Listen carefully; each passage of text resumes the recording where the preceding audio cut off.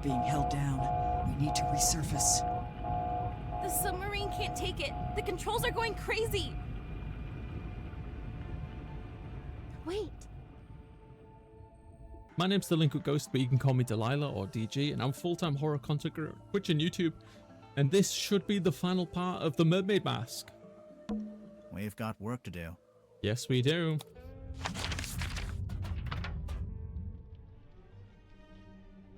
Okay, right. So everybody is in a checklist. Oh. Well, I guess we should go back here and talk to them first. Everyone's in here. I don't think they spotted us. Let's stay back here. Maybe we can listen in on what they're each talking about. Eavesdropping. I never used that word, but yeah.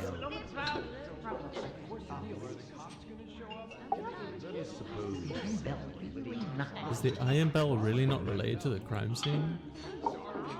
Maybe I should start locking my door when I'm not in. Safely concealed from the bunkers.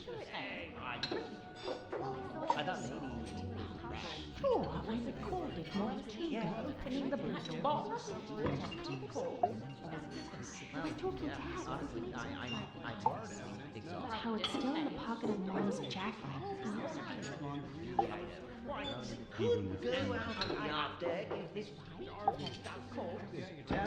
Wouldn't let me swim in the pool.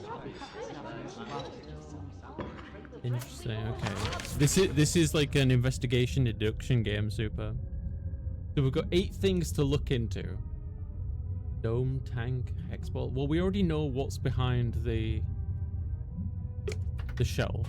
So let's go into that. Any suspects, by the way? Honestly, not as of right now. Let's take another look at this bookshelf. Why don't you reach in? Maybe there's a switch or something on the other side? Why don't you? Because I absolutely do not want to. Ugh. Here goes. Got it. Dream chamber. There's another room back there. Hello? Hex? Is he still asleep? Hello. Sorry, you startled me. Hex is my friend. I may be of help. His thoughts and memories are wrought visible upon his skin. Surely you wish for him to think upon the last time he saw Magnus Mortuga. Yeah, sounds good. What's she doing? She's just tapping the glass. Shh. It is done. Thanks. I was never here. Wait, where'd she go? Never mind that. Take a look at this. The last time it saw Mortuga, the bell was on top of the cauldron. You see that? Can we examine it? Mortuga, okay. Okay, let's go in here then. The bookcase moved. It was a secret door. Sally, you must be thrilled. My secret door quota is well on the way to being met.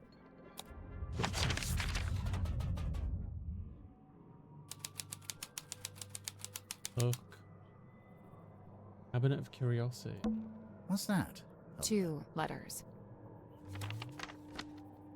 2 handwritten letters found in the Cabinet of Curiosity. The letters are written on note paper branded with Stone Inn logo. Dear Zacharias, how is your research going? Have you made any new discoveries about dreams? Stockholm has been quiet recently. I may be going on a trip soon, an ocean voyage. Felicia has been trying to get hold of a particular map. She says it will lead to something really strange and interesting. She says it is something that could change our lives. I'm apprehensive about this. I think I like my life the way it is. Magnus. Dear Zacharias, the voyage turned out to be ill-fated.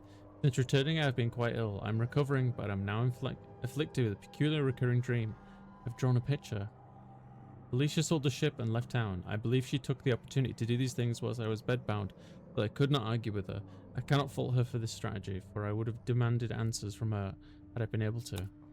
In pursuit of the answers I seek, I have entered a peculiar agreement, and soon I too will be leaving town. In fact, I'll be staying on board a submarine for a time. And now the reason for this letter. I would like to request that you accompany me on this venture. You could bring your equipment and continue your studies on board. There is plenty of space, and the voyage may have afforded you unique research opportunities. If you are willing, return to Silkworm as soon as possible. When you arrive, I shall already be housed on the submarine moored on the dock. Important, go to the Stonetop Inn and retrieve the large stone cauldron from the cellar. Conceal it amongst your supplies and bring them all on board at the same time. I'll meet you on board. You can set up what is in currently the infirmary, and I shall take the cauldron from you a little later, Mike. He asked the doctor to bring it with him? Must be, right? Is it a mask? I'm not sure, but if you laid it down flat, you could use it as a sundial. Hey, it's a crystal ball. On a normal day, that'd be worth a look.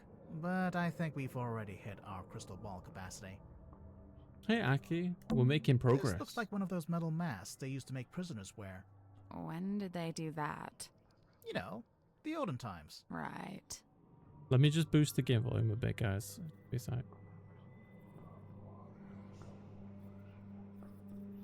Be better. Sorry for that.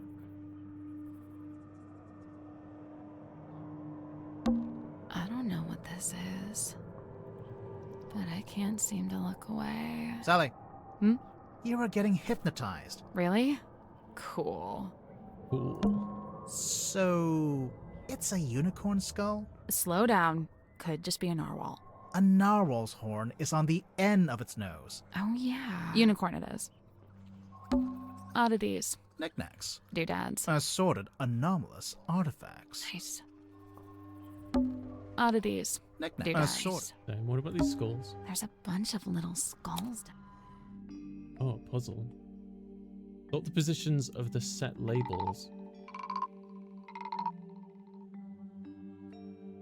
Capture.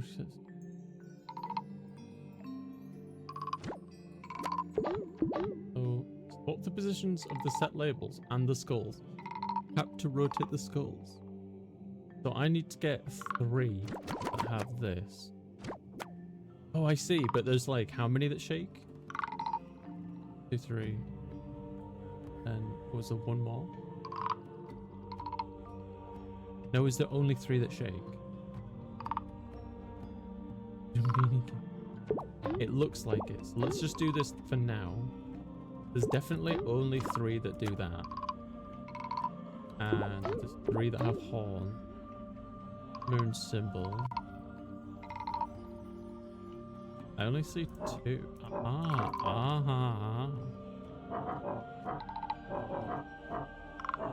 That's the one.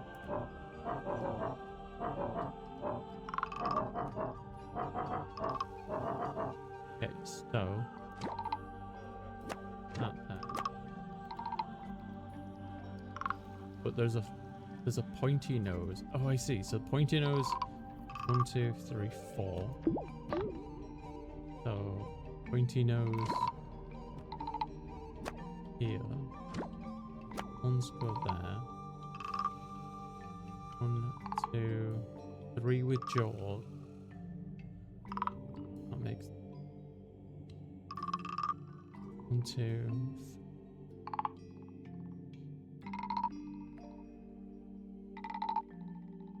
Did you play the Zoom Beanie games, did you? No, I don't think I did it. Wait, is there 4 that shake?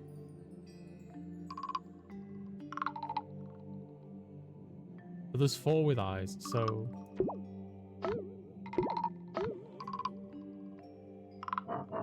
yeah.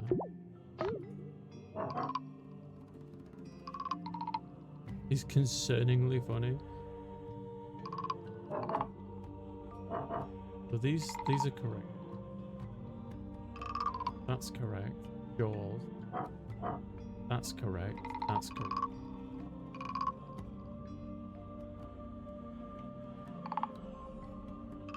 Oh, that was it. Nice work. Got it. Now what?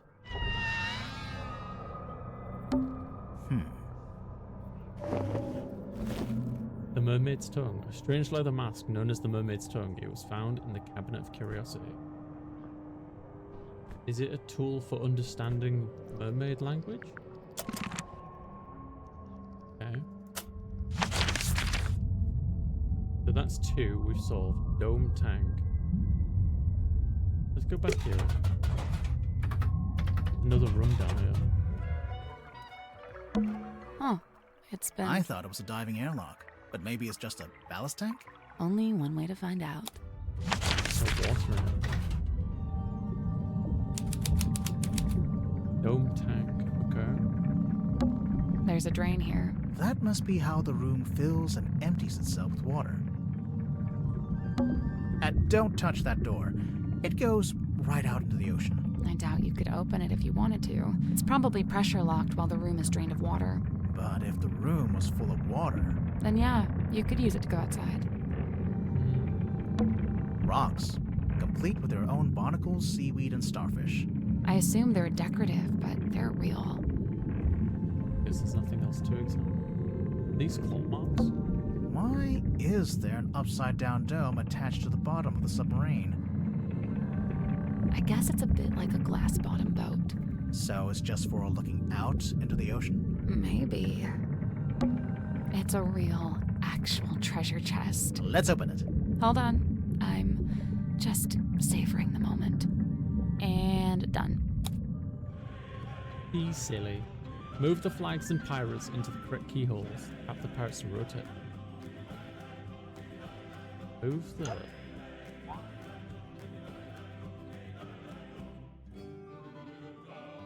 Move the flags and pirate into...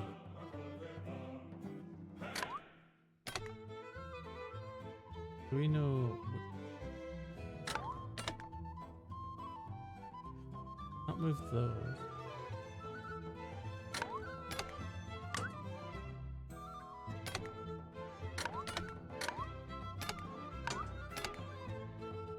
These flags indicate.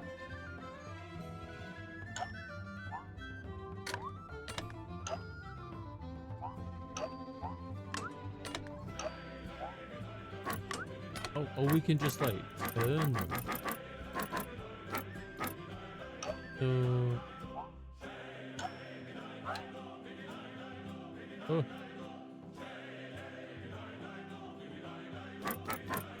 How do we know which one? 3, 2...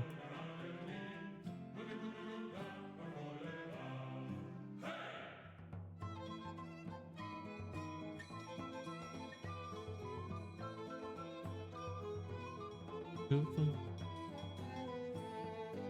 Hello, Sonic. Stick a clue. Nope. So there's 12 big keyholes. Those are for pirate keys. And each pirate key is itself a keyhole for the smaller flag keys. I noticed the pirates can rotate too. Yeah, I got all that. Am I supposed to just like systematically go through it? That doesn't seem very practical.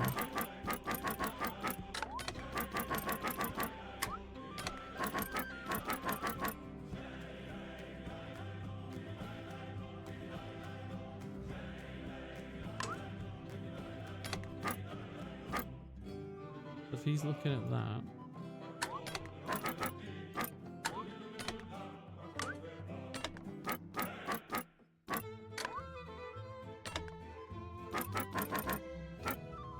I guess that's For cool. each pirate key, there's a flag key that matches it. But the pirate keys also need to be in the right positions, in relation to the colored lighthouses. So what's the...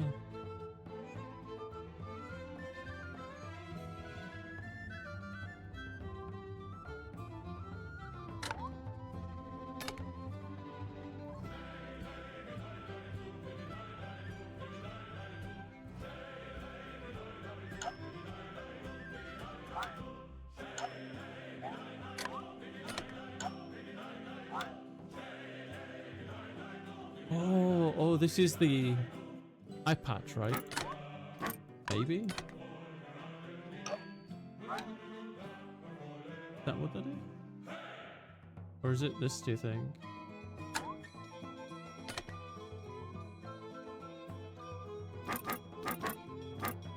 Let's get them in a line so we can see them better. Right.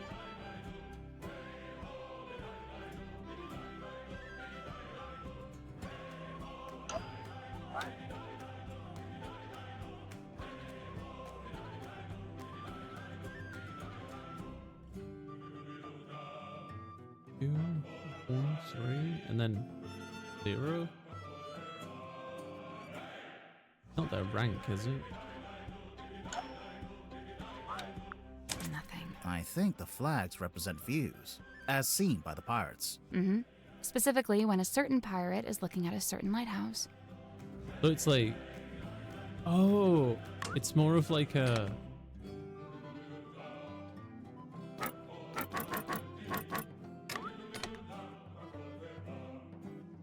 The lines here. Oh God, do I need to?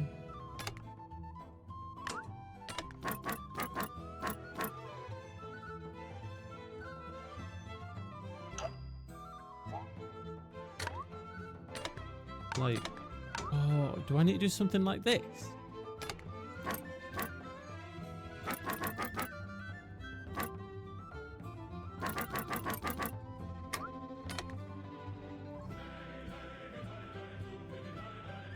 That doesn't feel right though.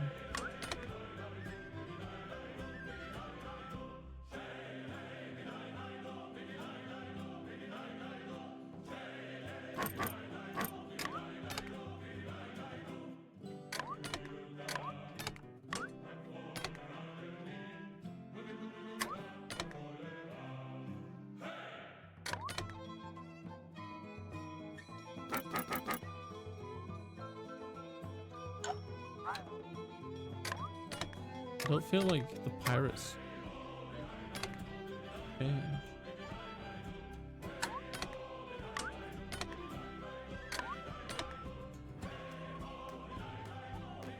So that's his view. He's looking.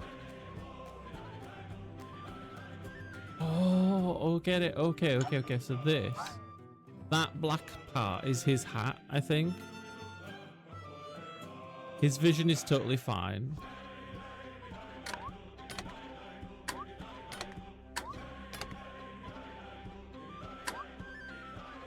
So for these two, he sees out the left. So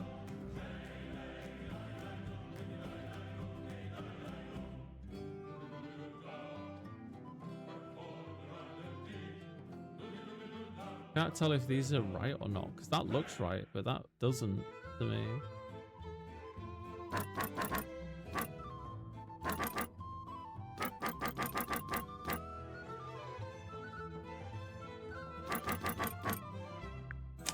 I think the flags Specifically, when a certain pirate. Okay, well, I think we're onto something, but we need the right positions of the pirates too.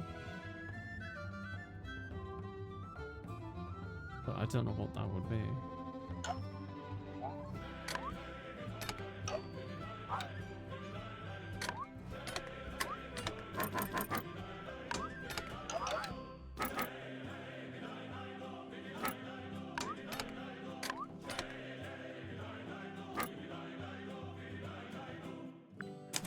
I think.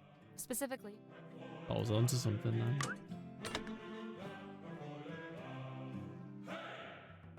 I'm confident that this is the right for this one. He can't see out of his left. So maybe it's like this? That doesn't seem right to me though. Yeah, because that would be the right eye, yeah?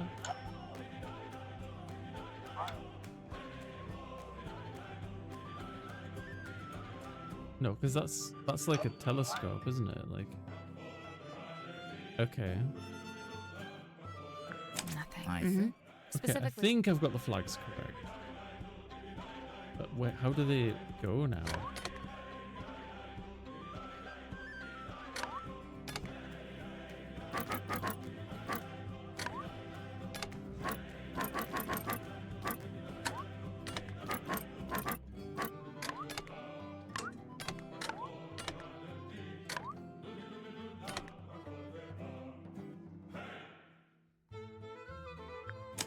I think the flags Specifically, when a certain pirate is looking at a certain lighthouse. Yeah, but from where?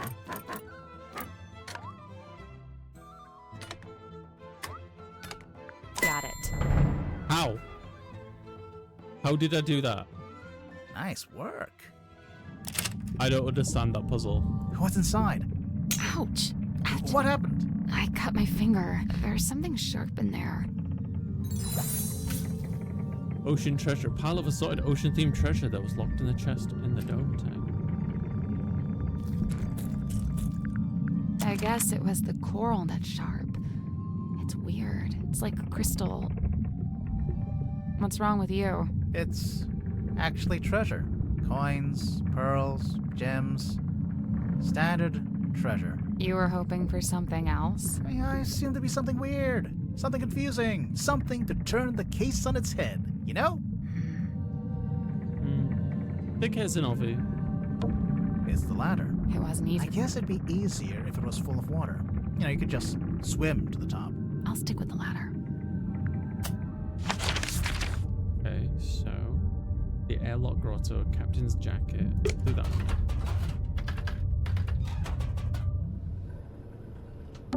Now Cynthia's not here, we can finally take a closer look at that jacket. We could, but it's still locked behind glass. Now, there must be some way to get at it. Well, there's an electronic panel over here. Some kind of switch, maybe? Maybe just collapse. Drag the 9 metal pieces into the correct position. Oh, interesting. How do we know if it's the right?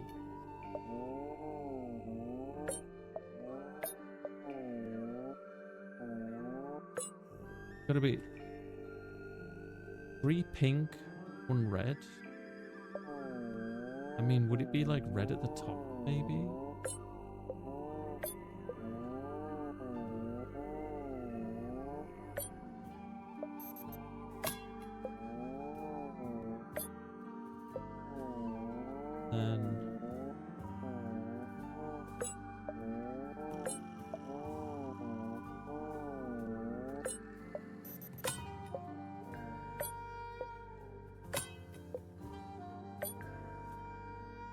Then we're still missing another one, aren't we?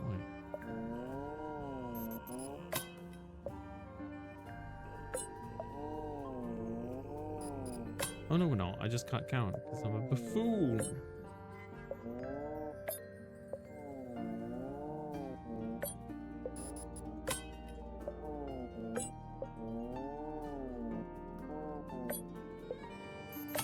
Okay, well this one's gonna be a problem.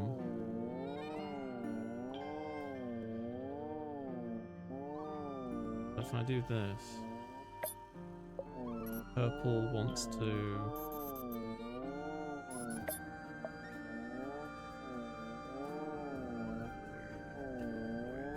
what if can I put it here?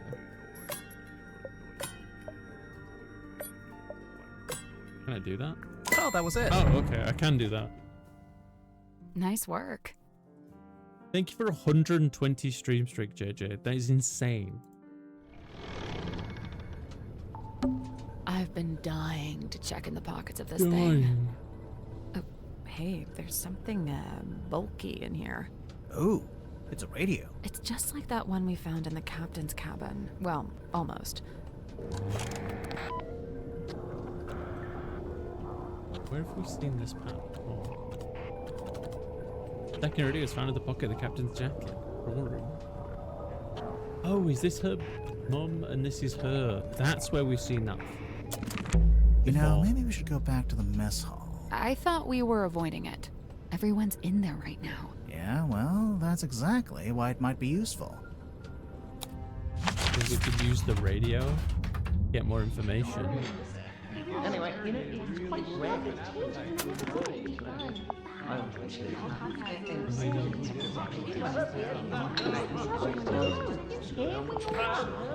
I can't use them.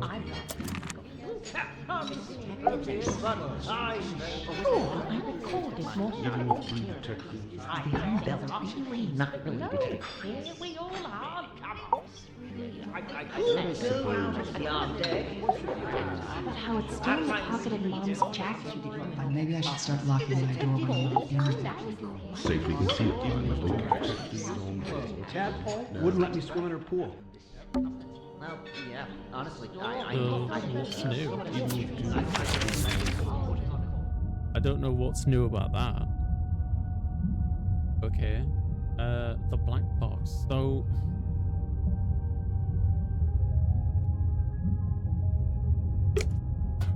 Put him into... Zelf, thank you.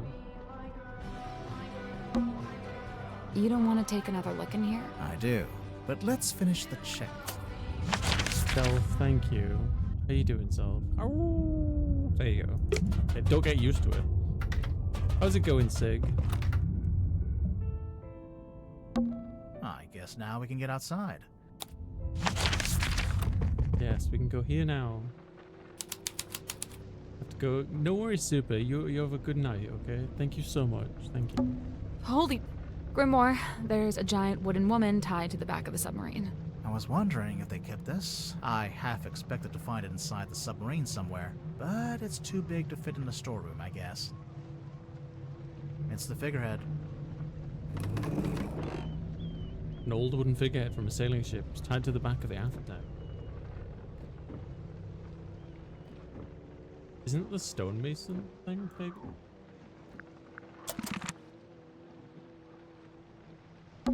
Or. Or what? Or.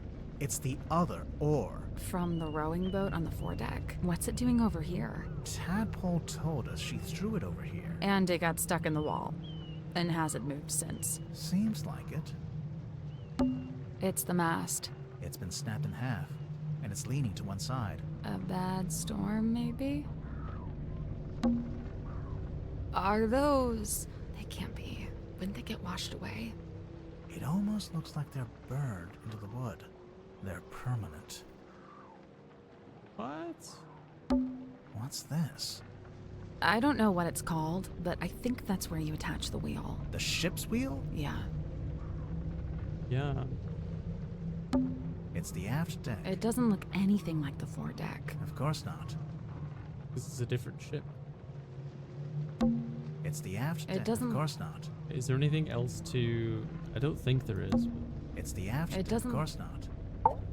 We arrived at the submarine just before sunrise. And now it's sunset. It's the door leading back. The one part that actually looks like it belongs on a submarine. There's a big metal latch, but... What? It just seems odd that you'd be able to latch the door from the outside. Huh.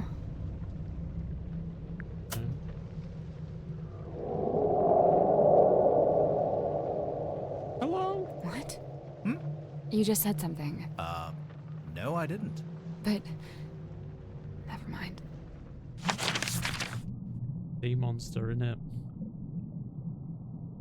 The ship doesn't make sense. Yeah, because it was an incomplete submarine that has been added to, and now it's just kind of a mess of like 3 different ships. Sorry.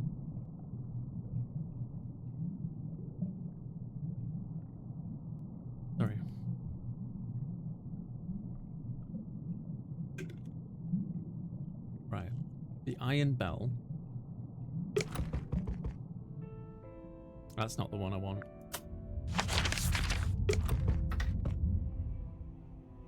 This is a ship but messed up. Yeah.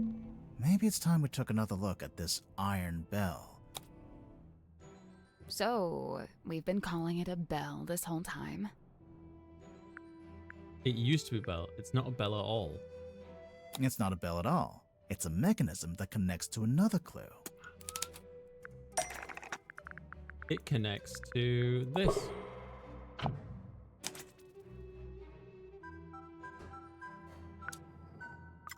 The hanging part slots into to lock or unlock the cauldron. To destroy it, to dismantle. The hanging part slots into the shape on the lid to lock or unlock the cauldron. If the bell attaches onto the top of the cauldron, then it must be possible to move it down into the room below, into the illusion theater. What are you suggesting? We carry it along the hallway, down the ladder, along another hallway? No, there's gotta be some simple way to do it. Yeah, let's take another look at this room. Oh, there's like a pulley system.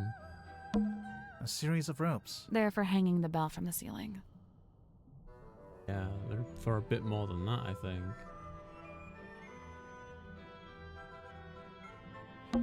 Should we move the table? I'll let you do that. Should we move the rug? Yes. Me again, huh? Should we move the lid? I can take this one. Wow, thanks. It's open. Looks like it's exactly the right size for the bell to go through. So what now? Do we just turn the rope winch ourselves? I guess we could, but it's probably easier if we use the handle. I don't see a handle. That's because it's not in this room. Ah. Oh. Where would that be? In here? Surely not.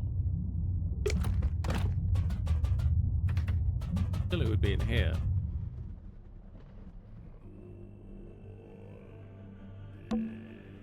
You don't want to take another look in here? I do.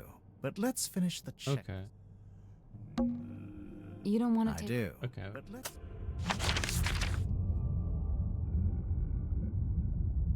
Black box in the airlock grotto. I don't remember where the airlock grotto is, to be honest.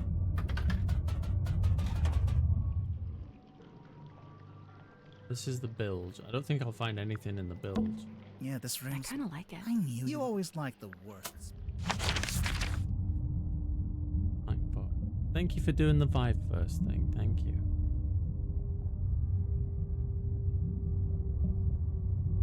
I don't remember which room deck. Let's talk to Tadpole. Mwah. Most of what I've done, well, I'm... Maybe I should start locking my door when I'm not in the room. Oh, is this the airlock grotto? I think it's the lid that fits over the airlock. So there's no lid? What if it floods? Then we drown. As long as we're aligned on that. It's a ladder. It I doesn't go- imagine it's for lowering into the hole so you can climb down. Oh, Or, you know, you could use it to display your collection of rust. that's a big mirror. It's the kind of mirror you'd walk through. You've been to Mirror World? On reflection. Well, Tadpole. Thus, you're free to start breaking her belongings. Aha! It's about time. What? Do I have to choose what I'm going to use to break this open?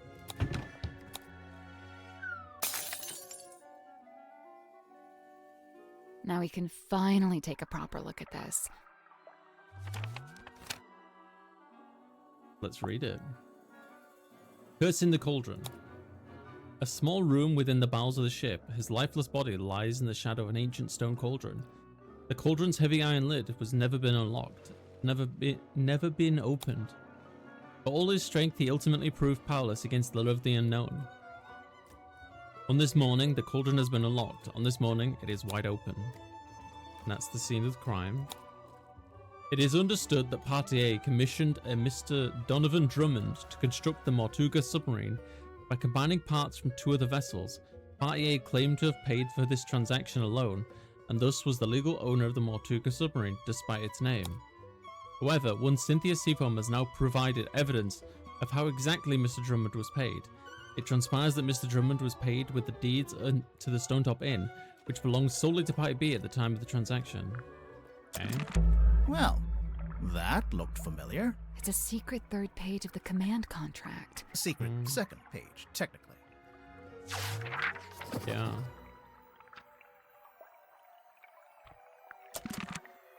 Most interesting. Right, the black box.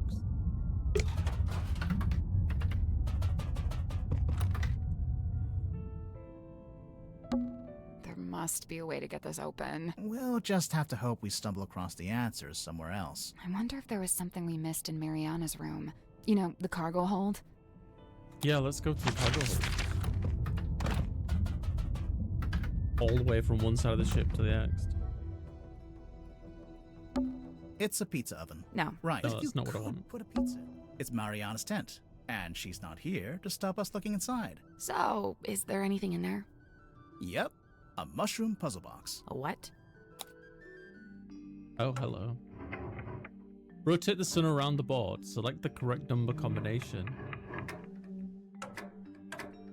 The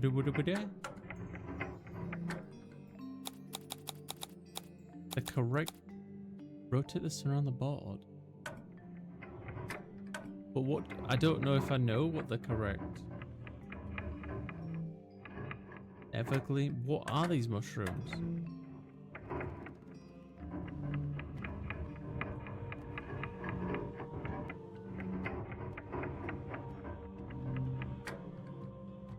Like, I understand the concept, but I don't know how to identify these mushrooms. Illuminite.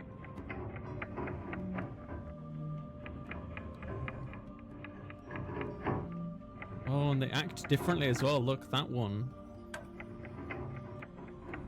So that one illuminates at night as well. So that's 2. That's 3.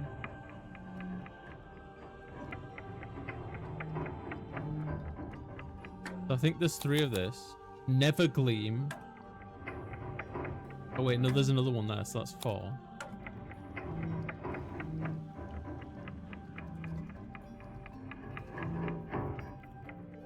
Day glow. So ones that glow in the light. So is that like 2 here? 1, I think.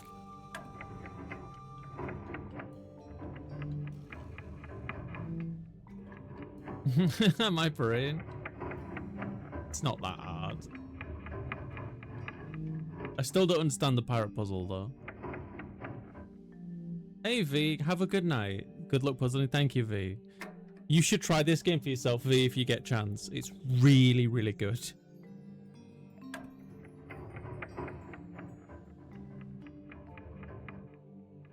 Evergleam. Evergleam would be like, it glows all the time.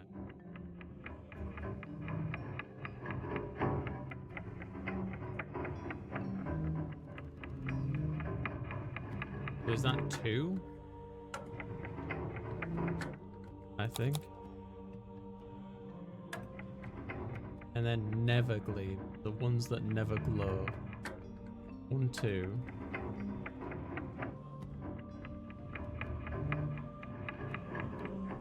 3, 4, 5. I don't think we've got this right on the first try, but That's not it. I yeah, guess yeah. there's 4 types, but I don't think it's anything to do with their shape or size. Yeah, okay. But I think we're on the right track. Hi Kaya, how's it going? Is this the full game? This is the full game, V. And if you want, I've got the other parts up on my YouTube channel already. Right, let's start from the top again. Day glow, so it glows during the day. So I mean, what, 1? 1, that's 1. That one doesn't count.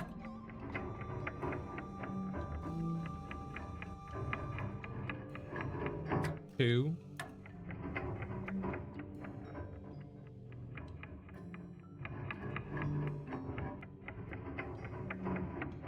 So I think that's 2. Well, this is the second one in the series, Elf, yeah. But I don't think you have to have played the first to play this one. They do reference the first game, but I don't think it's that important. Illuminite, so those that glow at night.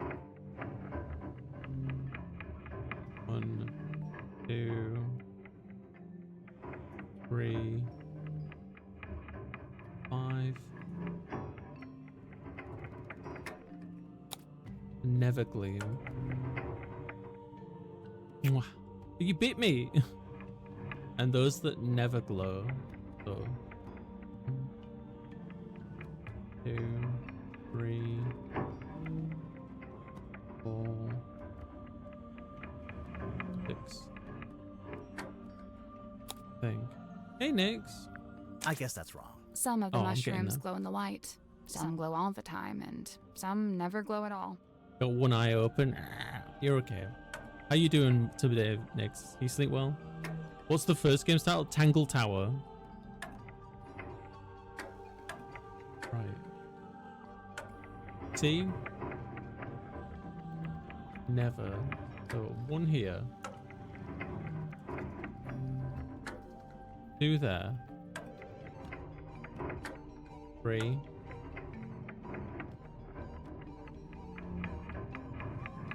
Ah. 1, 2, 3, 4, 5.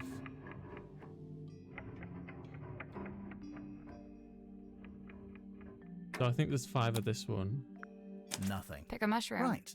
Then we should be able There's to... 14 mushrooms total. Illuminite. So those that glow in the night. So 1,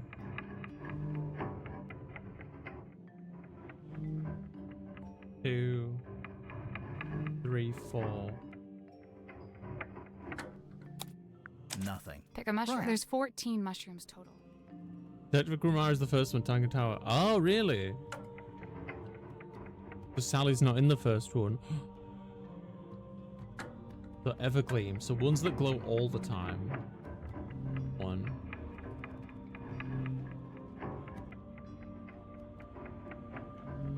2. 2. So then day glow. So those that glow in the day.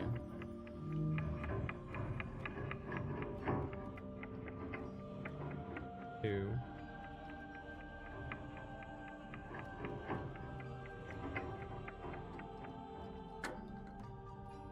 Nothing. Pick a mushroom. There's 14 mushrooms total.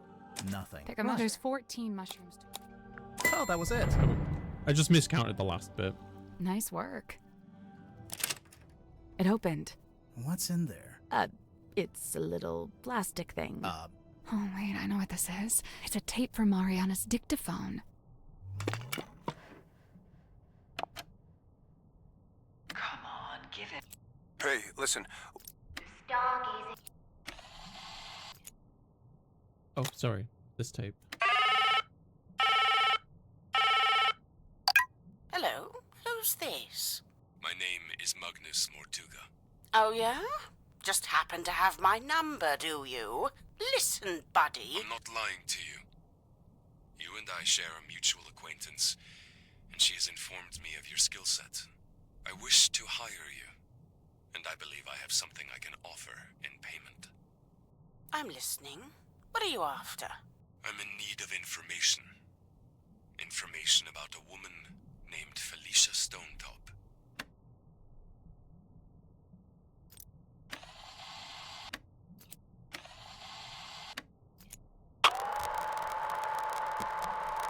I really don't know why you're here. This doesn't concern you.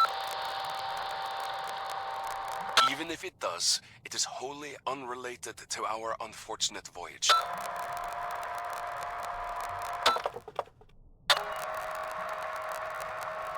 It doesn't open that way, it slides out at the side. Let me do it. There's something inside. Wait, what's this? What? That recording. It's Mortuga opening the black box. It's what Mariana said she recorded while she was in the control room.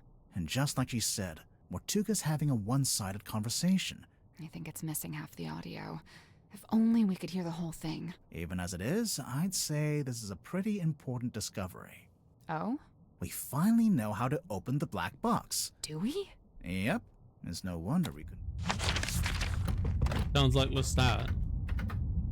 I feel like you'd say that about any smooth talking accent. Maybe there is a way. Push, push. It slides out at the side. No. Oh. Chapter 4. The box that was actually really easy to open. Oh, you dicks. It's a film reel. Let's use it. This one. The rain is incessant, but it's oddly localized, like a local biome. Fluid. What I believe to be amniotic fluid is being diluted. I'm curious to see what happens. We believe it was born here long ago. How long, I cannot say. We found traces of its pilgrimage to the south. It's barren for some miles until, of course, you near the coast. Follow the line and you'd come to a small settlement known as Silkworm. It may be endangered, or it may hold a position of insight. I'm not sure. I'd like to suggest one of you travel there and find out. Faustus, I thought perhaps this might interest you in particular. Ask for a man named Solomon Stonetop.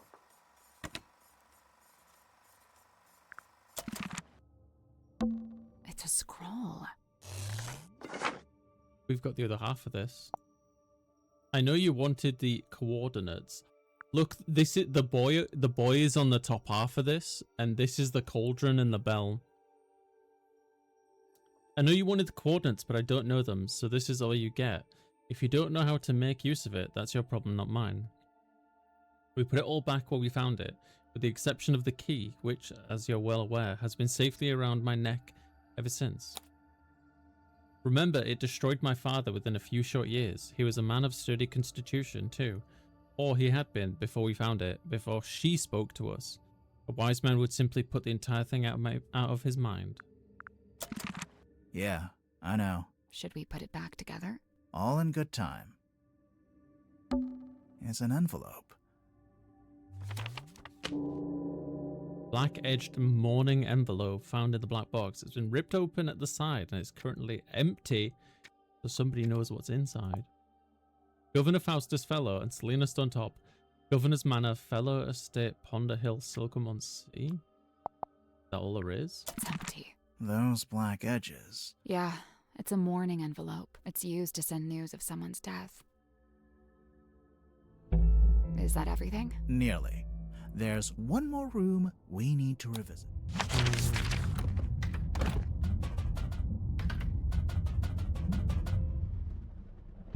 Well, here we are. One last time. There must be some way to get the iron bell to lower onto the cauldron. There must be a way to... I think we should probably shut the cauldron first. Good call. We'd better shut it. Good call. Take care, Zenobi. There must be a way to lower the... Is it underneath this? There must be a way to lower the iron. There must be a way to lower the iron. Let's leave it shut for now. Yeah. There must be a way to lower the iron bell into this room. Yes, and I see this wheel here. There must be a way to lower the... There must be a way to lower... That poster. It's taped to a pipe on the wall. The pipe looks a little loose. Do you think it's supposed to move? What? Oh, that's so sneaky. No wonder it was upside down. Ah! Oh, that's so sneaky. What do you know? It fits perfectly. So when the iron bell is placed over the cauldron, it can be used to lock or unlock the lid. It could, if we can work out how to activate it. Oh, okay. Turn handle. Of course, it's not as obvious as it seems. Yeah.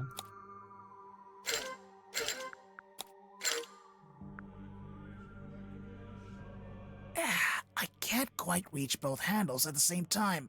Maybe if my arms were a little longer. You know, you don't have to stand there with your face pressed into it. I'm not. Because there's two of us. We can take one handle each. Oh, right. Oh. That little metal part isn't supposed to be there, huh? I wonder. Fragment. Small metal fragment is lodged into the bell. Okay. Chapter 5. Wow, we beat 4 really quick. The unveiling of the Illusion Theatre. A murderer and a thief? Let's put this together, shall we? Go ahead. So, Mortuga opened the cauldron in order to take something out of it. And that's when he was killed. Okay, but how was he killed? The thing inside the cauldron, the stone cauldron. The iron bell. The iron bell. Was it a mechanism on the bell? The iron bell. We know that the cauldron lid is unlocked by that screwdriver kind of thing on the iron bell. And so, if Mortuga wanted to unlock the cauldron, he'd first have to lower the bell into this room, like we just did. You know, we've actually got evidence for this. First-hand evidence, no less. First-hand evidence to confirm Mortuga lowered the bell. Would it not be the poster being upside down? Is that it? That's not it. Oh, okay. I thought it might have been the poster upside down. Was it the fact that the moon vial was in the room? Nope. No, okay, so it wasn't the fact that the moon vial was in the room. Eyeball key.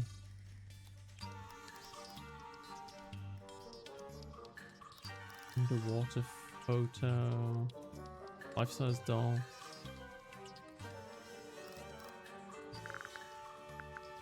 Moon photo. Not that. Tailcloth. Nope. No. That's not it. Not the painting. I already tried this, didn't I?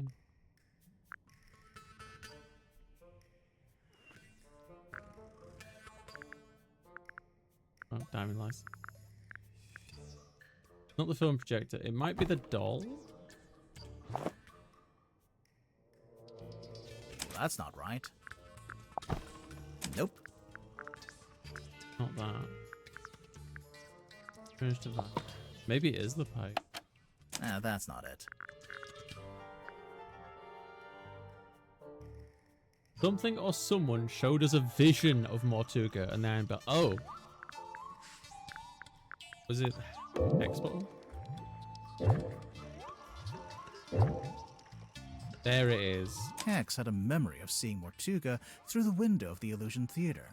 Oh, yeah. Look at that. The dark shape that lowers down in front of Mortuga. That's the iron bell. Must be.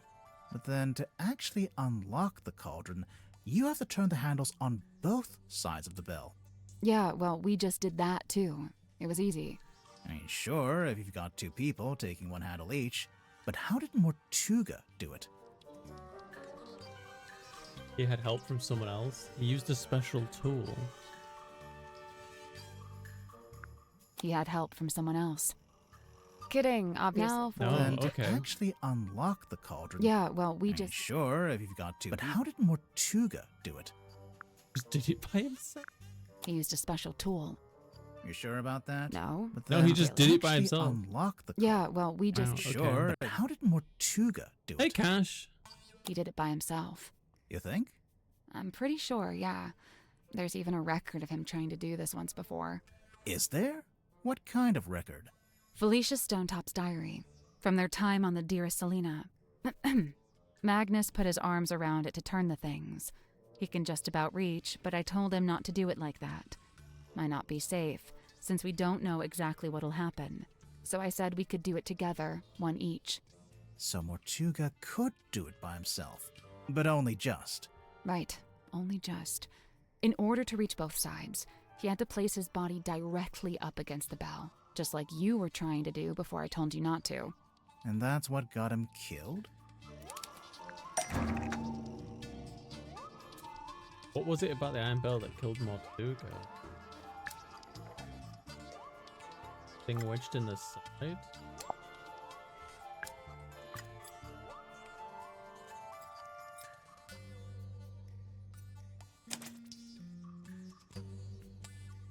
How did the iron bell kill Mortuga?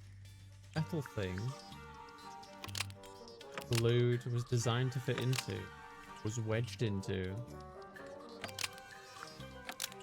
The iron bell. To keep Mortuga out of the illusion theater. To kill Mortuga when it fell down. To trap Mortuga. Kill Mortuga when it rotated round. when it shot forward.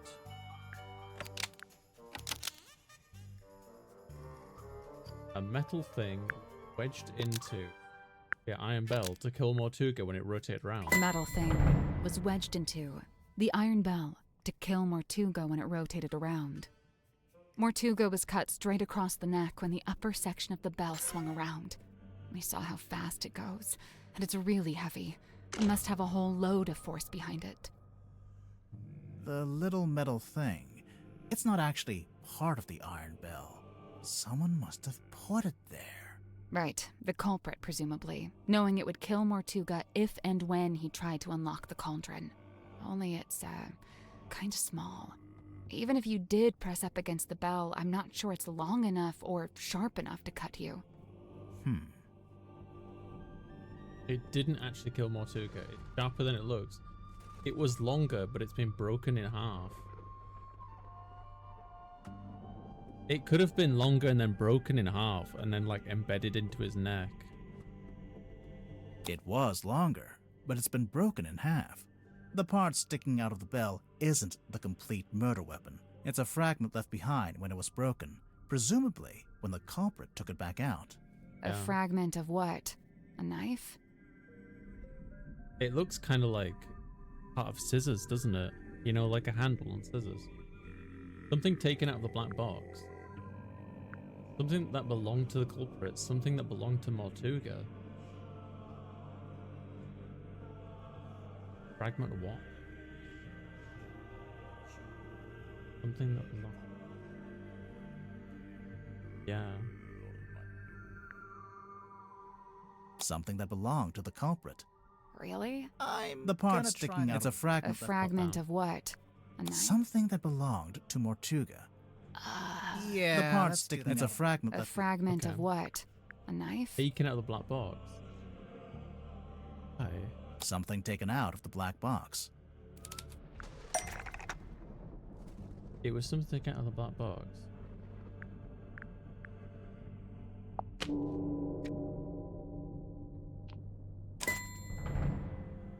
Which part shows what's been removed? Hit him. The postmark? This is the right clue, but we want a specific...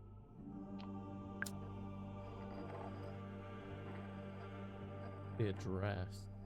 That doesn't... This is the right clue, but let's be... X. This is the right clue, but let's be...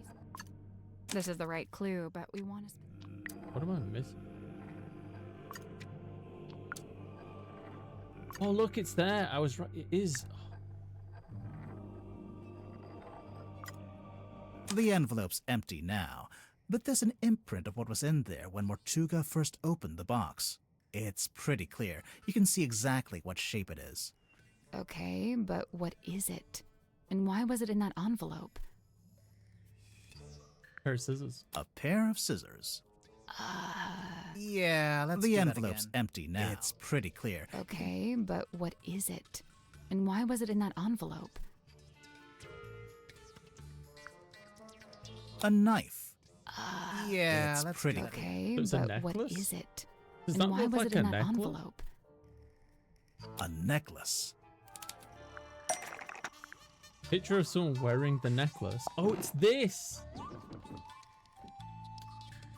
We'll get to that in a minute. Okay.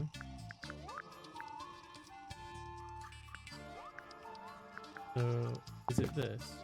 Yeah, there. It once belonged to Felicia Stonetop. She's wearing it in the painting. I'm pretty sure she is, anyway. I don't know. It doesn't show the necklace very clearly. It's half hidden in her dress. The full shape of the...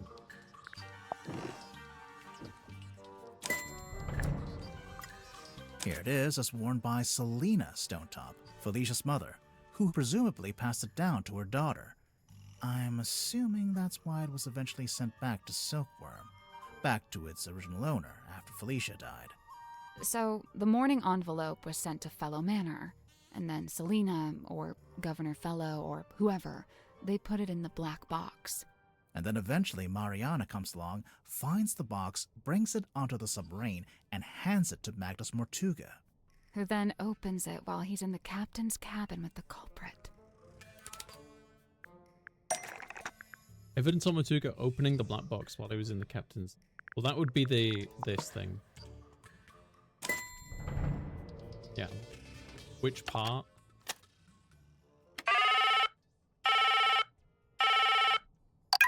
Hello? Who's this? My name.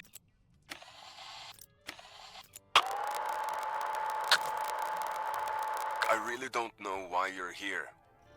This doesn't concern you. Even if it does, it is wholly unrelated to our unfortunate voyage. It doesn't open that way. It slides out at the side. Let me do it. There's something inside. Wait. What's this? What happened next? Well, we know Mortuga didn't stay too long in the captain's cabin, since Mariana told us he came back into the control room. So, maybe Mortuga left the culprit in the cabin with a necklace?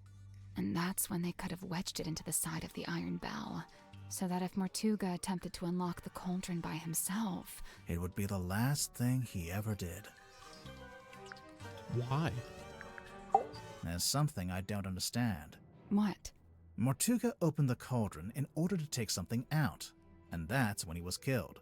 Right. So why was the cauldron empty?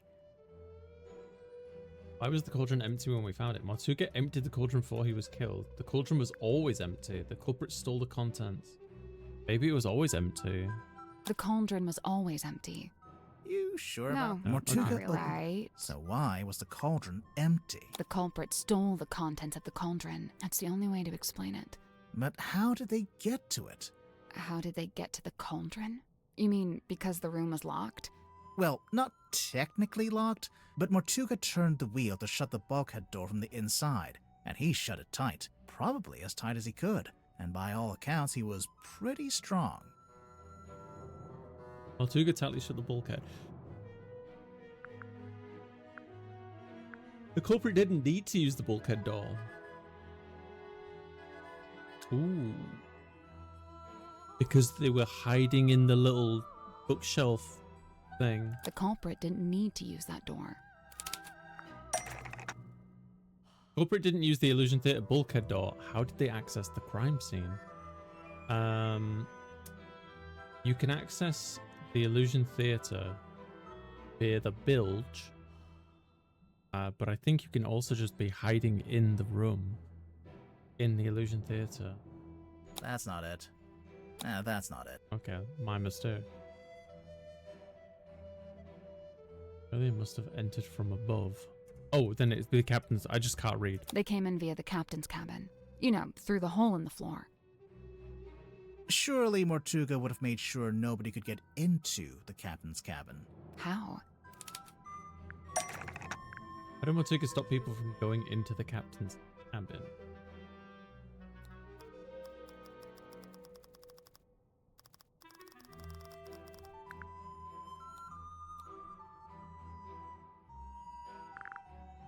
Open. The eyeball key, no?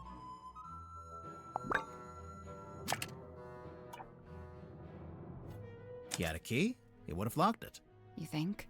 Definitely, since he'd have rearranged it like we just did, moving the desk and the rug to reveal the hole. He wouldn't want anyone wandering in and seeing that. So the culprit would have needed the eyeball key. Mm-hmm. But how? I doubt Mortuga left it lying around. He probably took it with him. Yeah, I'm pretty sure Mortuga did take the key into the Illusion Theatre. But then he died in a locked room. So how did someone else get hold of it? Landed inside, fell through, got stuck in, knocked over, was placed on top of.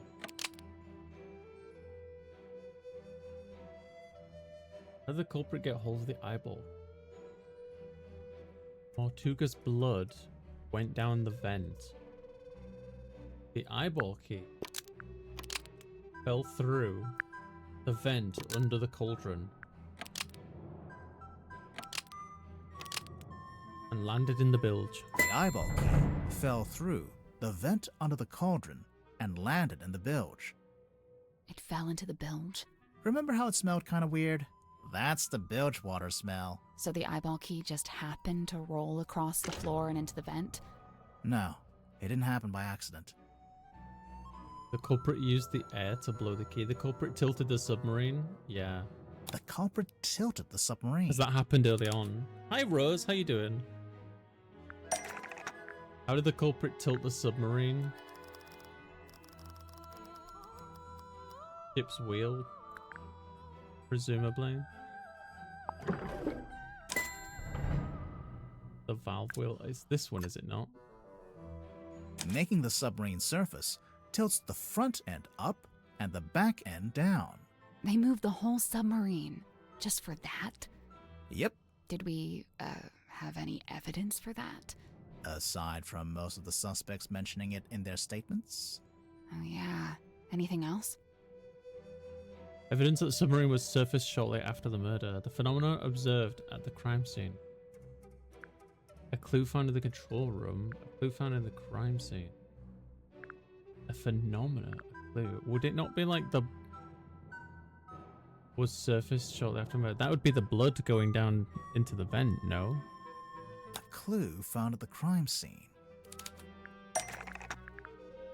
Object found at the crime scene. There's evidence that the submarine suddenly tilting. The moon file breaking, perhaps?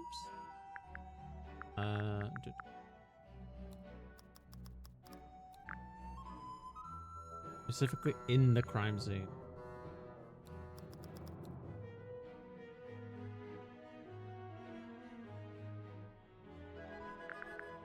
Life-size doll, perhaps?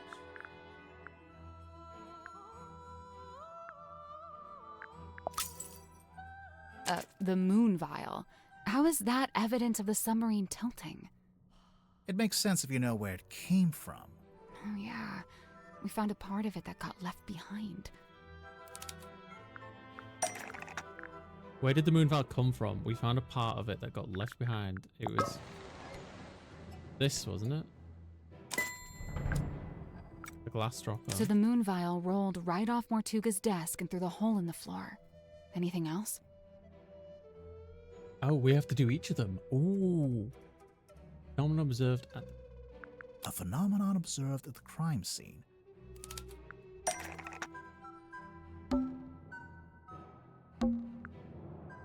Mortuga's blood. It pulled out first, but then started running down towards the bilge vent. Anything else? A clue found in the control room.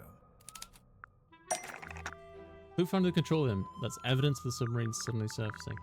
It could be the captain's log. I just want to have a little... North compass. Ship's wheel.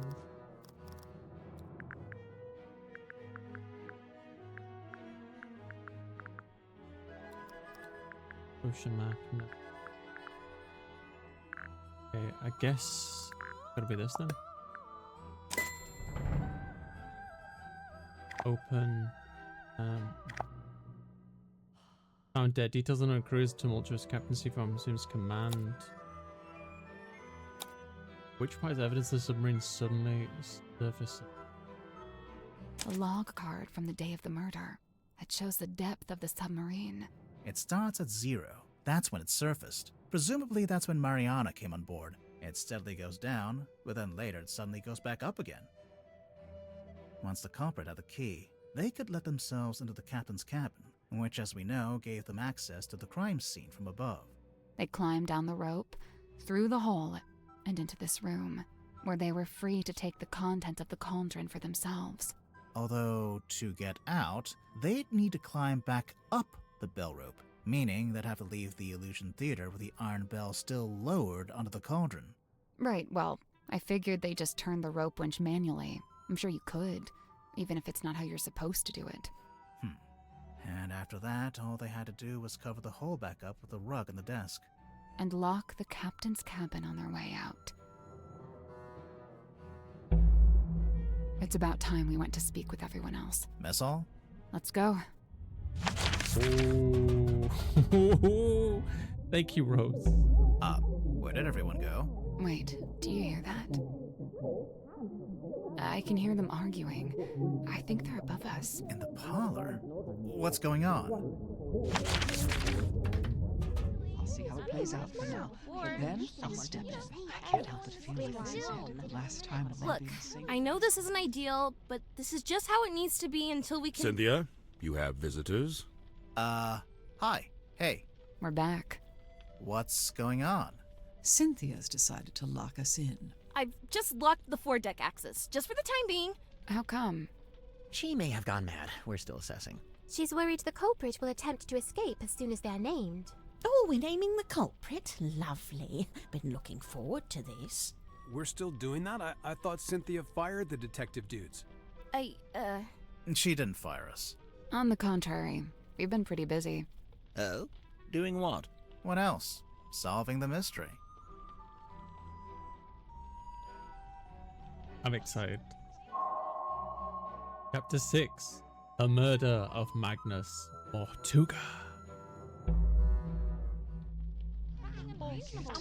Report. I know thy task is grave, but use a gentle hand, for we are frail and fragile souls. Fine. No promises. Although I can't confirm she ever hired it to use in the first place. Who is it? How? Why? We'll get to it. What's the holdup? We're all here, aren't we? I just want to see what they all say. You have been inside my cabinet of curiosity. How did you know? The guilt is written on your face. You refuse to meet my eye. I'm sorry, everyone. I know. Ooh. I've got everything under control. That's exactly what people say when they don't have everything under control. Still, for a minute. I can't say I like being locked inside the submarine. You feel like you might want to try to escape?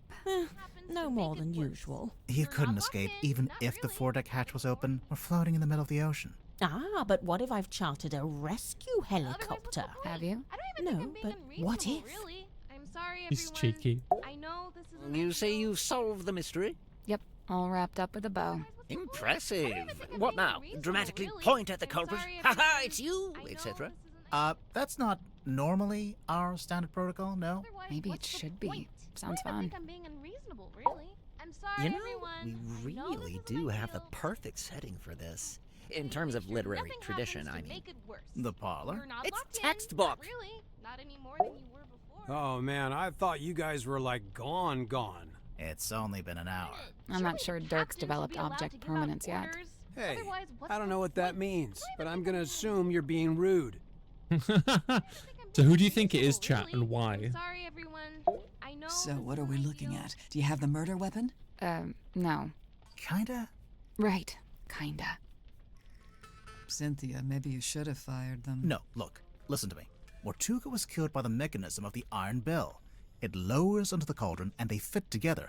It's a big mechanical lock. Right, and there's this little metal thing wedged in the side. It's not part of the iron bell itself, but it was placed there. That's how they got in and out without ever opening or I'm closing glad we the didn't have to bulkhead sit door. through that whole thing again. So, the murder weapon... It's a necklace? Felicia Stonetop's necklace. And it's still missing? Right, apart from a small fragment that snapped off and was left in the iron bell. And Mortuga was killed because he tried to take something out of the cauldron? Take what out of the cauldron? It can only really be one thing. The one thing that all of this has been about. What was Mortuga keeping in the cauldron? Oh god. The mermaid. The treasure? Is it the treasure? The morning envelope?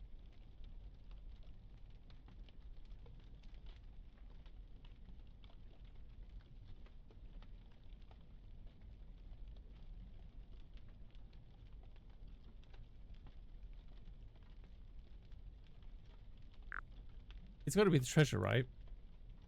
Because this was in the black box. That was in the chest. That could have been taken out of the cauldron and then put into the chest. Right. We'll talk about that in a minute. Damn. Okay, the mermaid's tongue. The mermaid's tongue. Okay.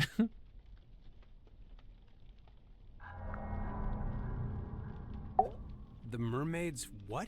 It's a kind of ancient artifact. Mortuga found it on a sea voyage years ago.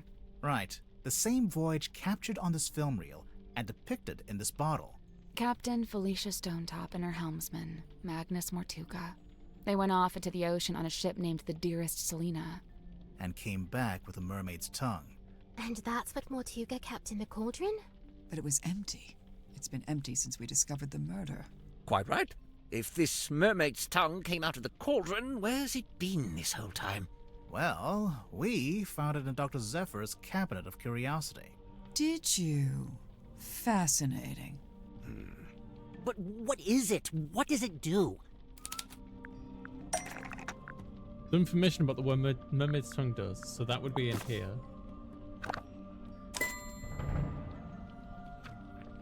This is the correct clue, but we need to choose we need to... Sorry, this bit here, I mean. This is the right clue, but we want a specific... The mermaid's tongue.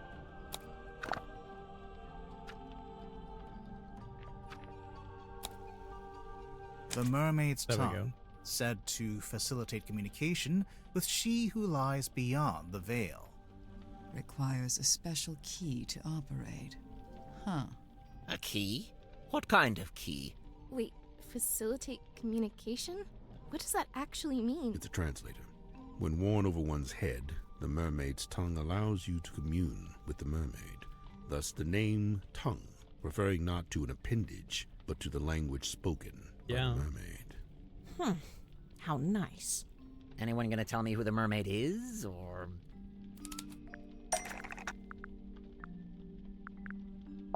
Underwater photo. It's either this or it's the painting. So there's a painting, painted by Selena Stonetop, we think. And a photograph taken with the submarine's underwater imaging system. And, why would you need a translator to talk to her? She's not local, or what? She speaks a language none of us could understand. It is said that attempting to commune with her without harnessing the mermaid's tongue would drive one mad. But how does it work? Nobody knows. Nice. Convenient. It is a powerful and priceless artifact. Oh, it's powerful, all right. Look what it's doing to all of you. I don't know, guys. All of you, I'm not not us. sure if I'm buying into this thing. Kinda just looks like some grody old leather mask. That's because it's not complete. That's because it is. That's because it's fake. Oh. That's because it is. Are you sure? Not really, Kinda no. just looks like some grody... That's because it's a fake. Yeah, Kinda maybe that's just not- looks It's like not some... complete. That's because it's not complete. How do you know? So this image here, it's a photograph of a drawing. A cropped photograph, too. The good news is, we've got the real thing. Oh, hello. 2 parts that make up a complete image of the mermaid's tongue. Oh. 2 parts that make a complete image.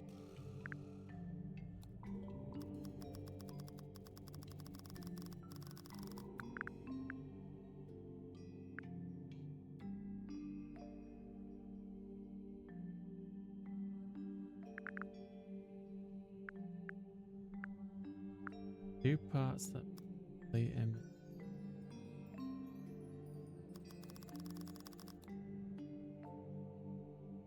The upper part of the image.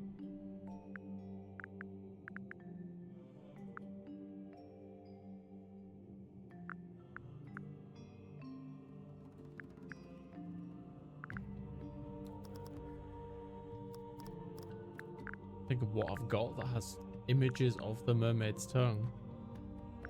Treasure and the diamonds. Nope. Oh, it's... No, because that's the boy, isn't it? Wait, I think that might actually be the answer. Open. That doesn't look right to me. It is correct, though. Okay.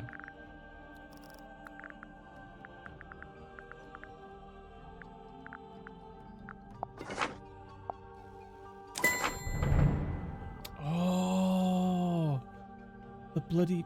It turns out the ocean map shows what it's supposed to look like. Okay, so...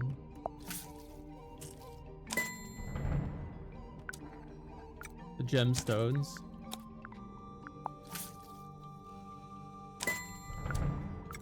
Coral.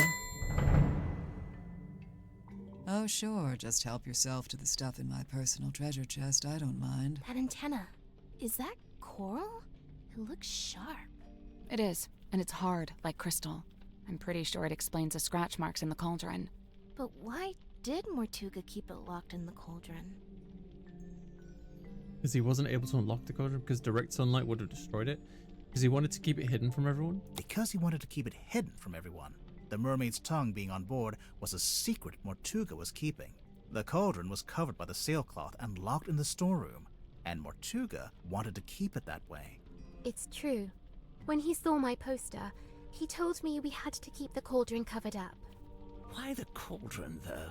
Wouldn't it have been less conspicuous if he just kept it in a wooden crate or something? Keeping the mermaid's tongue in the cauldron wasn't something Mortuga came up with himself. Even before he ever found it, it's just where it's always been kept.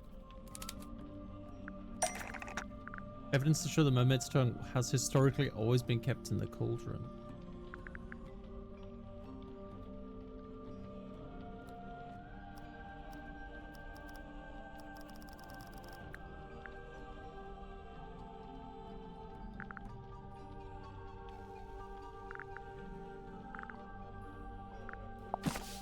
Is it this? It's not the book. That's not right. Like, they're not referencing the story, are they? Oh, is it the... this one? That's not it. Oh.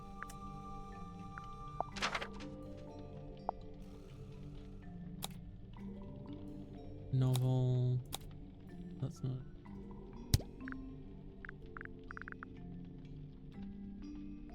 What about this? Come on, give it up. Just let me take it. I'm sorry, Tanya. I cannot. But why'd you even need to? I've told you before. No, you haven't. All you've ever told me is that you... I'd like to request that you return to your room. I have something I must attend to. Hey, listen. Why don't we just kill him? Stop.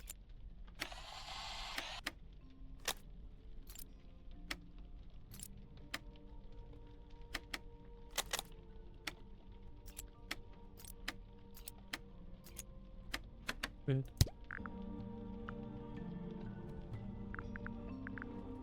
Always been kept in.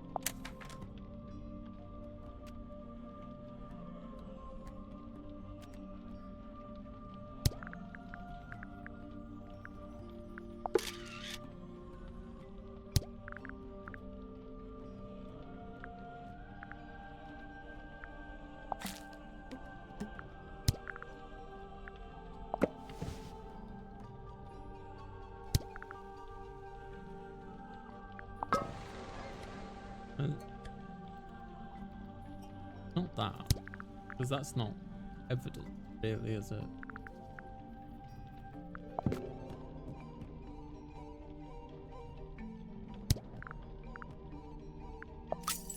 Not what I want.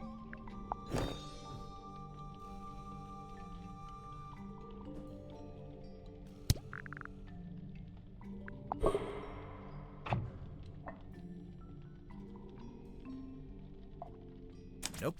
Oh, I didn't think so. What in this?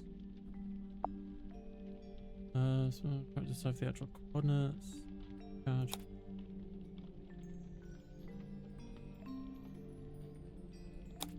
Oh, I think it might be the map. Yeah, oh wait, is it this?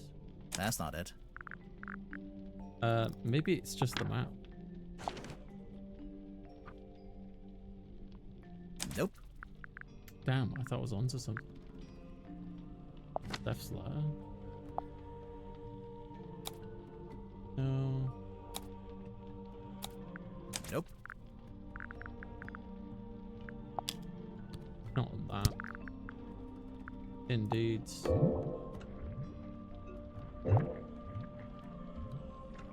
Can't even that picture is, to be honest. Nope.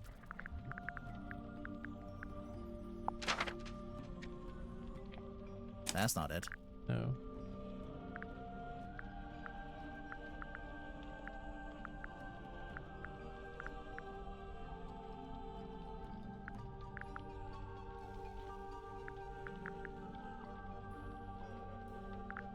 Circle map, no. Nope. I didn't think so. Nope. That's not it. I'm sort of just guessing at this point, to be honest.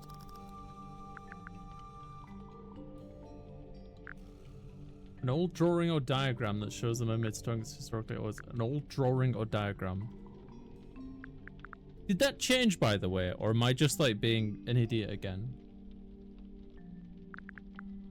An old drawing or diagram.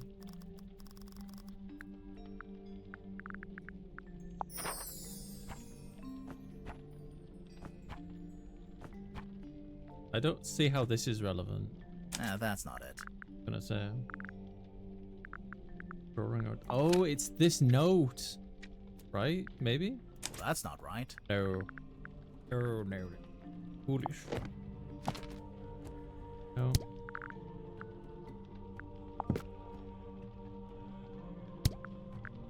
An old drawing or diagram.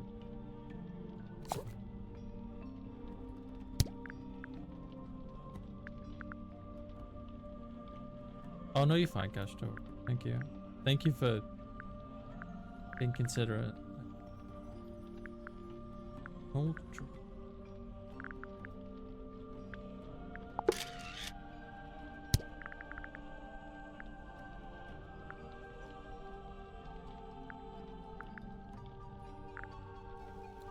Is it this? Oh, it's right there. Bloody hell. There it is. See? In the cauldron, beneath the iron bell, beneath the wooden buoy. But that was a long time ago. How do you know the mermaid's tongue was still in the cauldron at the time of the murder?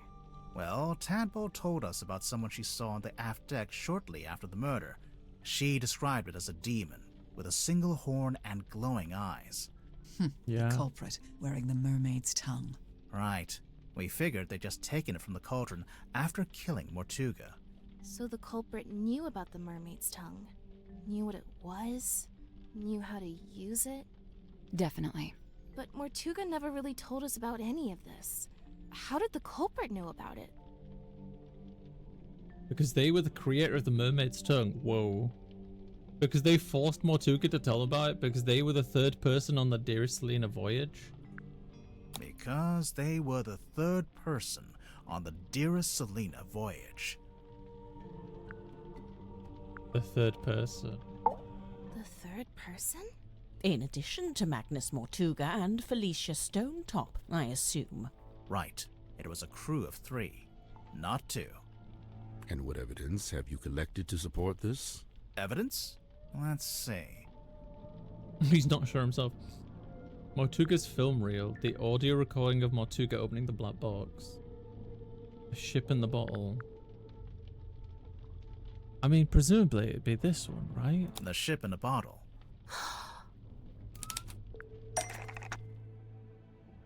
Let's see. It's very heavy because it feels cold to the touch. It's very fragile. The model of Selena Stonetop. Rattles when you shake it because... The Moonval Dropper. Bottle cap. The ship in the bottle.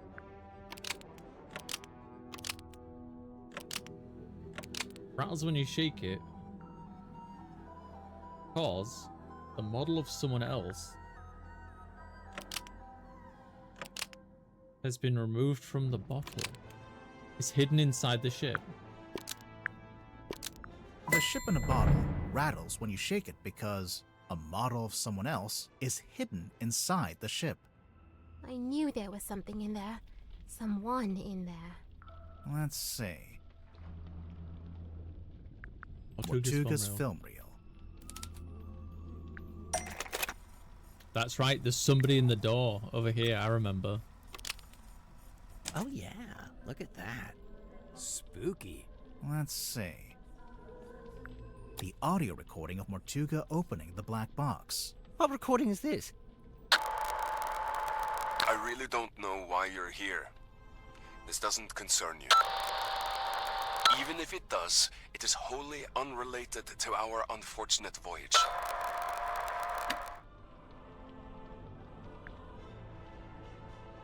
The audio. Okay. Oh no, I don't have to choose. Mortuga is talking about the third person from the voyage. The audio was recorded by the third person from the voyage. Mortuga is talking to the third person from the voyage. I think so. Mortuga is talking to the third person from the voyage. Is he? I only hear the one voice. What explains the curious nature of the audio recording of Mortuga opening the black box? What explains? God.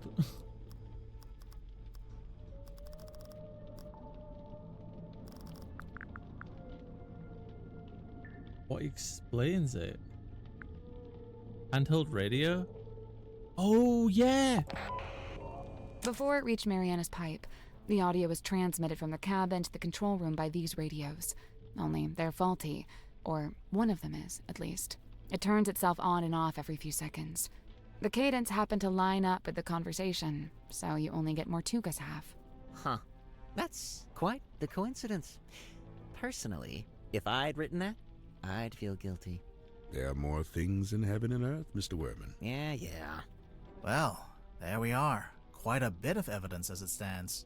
All right, but does any of that tell you who it actually is? Potentially, yeah. The ship in a bottle rattling when you shake it. One of these could lead us to an actual person. There are marks made by Mortuga on the audio recording. The door opening. Well, this one, right? The ship in a bottle rattling when you shake it. Wait, the model person inside the ship? There's a way to work out who it is?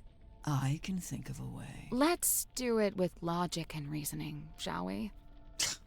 First, we'll compare the ship in a bottle with Mortuga's other wooden model. Which would be this one. The model town. What about it? The lighthouse. The people in the town. The people who aren't in the town. The people who aren't in the town. What do you mean? Mortuga and Felicia aren't in the town because they're on the ship. Selena too, I suppose, since she's the figurehead. I don't think they're who she's talking about. It's important to remember that the model town is specific to Mortuga's life. When adding the model figures, he only included people he had dealings with. And he only detailed the buildings he was familiar with. The rest are just generic blocks. With this in mind, there's someone else who should be here, but isn't. Ooh. Who should be in the model town but isn't? Is it Godric? Godric's had dealings with him for quite some time now. I wanna look at the model more. Werman was from the newspaper. But he never had dealings with Magnus Mortuga. He never met Dirk, like, in his life, or had dealings with him. I don't think it's Tadpole, because I think I think it's from, like, his past, right? People that he's had dealings with. I'm pretty sure it's going to be Godric.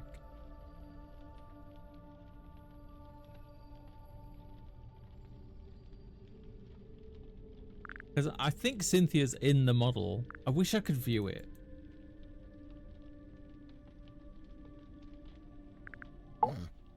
Mortuga made a detailed model of Grip's shop. It's not a generic cube like everything else, which means there should be a model of Grip himself. But it's not there. But why would Mortuga include Grip in his model town? Did they know each other? And if they did, how did Grip end up going along on Mortuga's ship? Evidence for Mortuga's dealings with Grip that led to him coming on the voyage. Unless Grip is in the shop. It's possible. Very possible.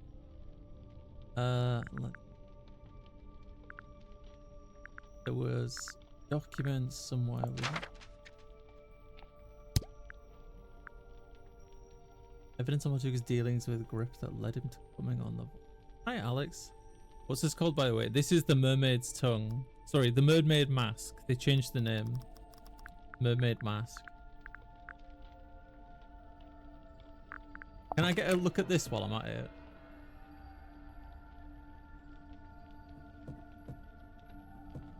Don't think I can get much more information out of this. Evidence on Mortuga's dealings with Grip that led him to coming on... I feel like I know what this is. I just gotta find the thing. Because there's like... this, I think. Yeah.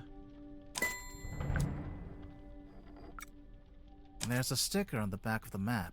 It's a service record from Grip's shop. Mortuga hired Grip to interpret the ocean map, which he did. But Grip didn't ask for payment in money. Instead, he asked to come on the voyage. This isn't proof. Not really.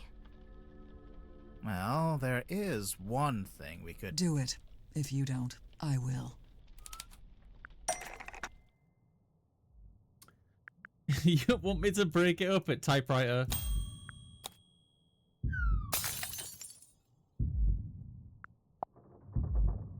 Here we go.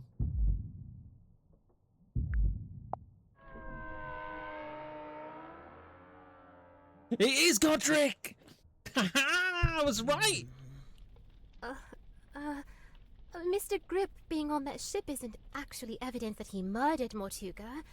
What about the murder weapon? What happened to it? Right. Nor is this evidence that he used the mermaid's tongue. Wouldn't he have needed that special key? Grip still has the murder weapon. Grip still has the key for the mermaid's tongue. Grip has both the murder weapon and the key. I feel like he definitely has the key, but I don't think he necessarily is the murderer, but I'm gonna try. Grip still has both the murder weapon and the key. Yours. Grip has the murder weapon and the key for the mermaid's tongue. Okay. This is getting really... Ooh, this game is so good.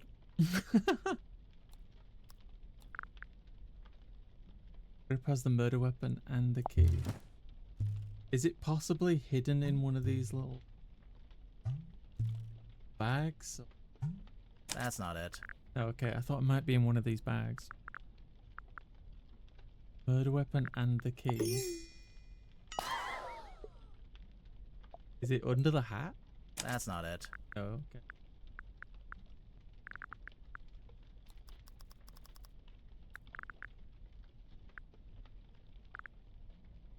Grip has the murder weapon and the key for the mermaid's tongue. He had it sitting in the engine room for all to see.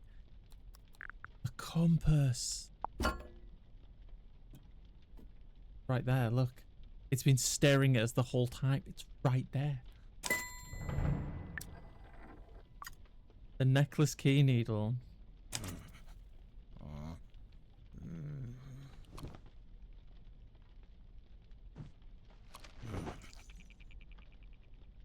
I guess this is it.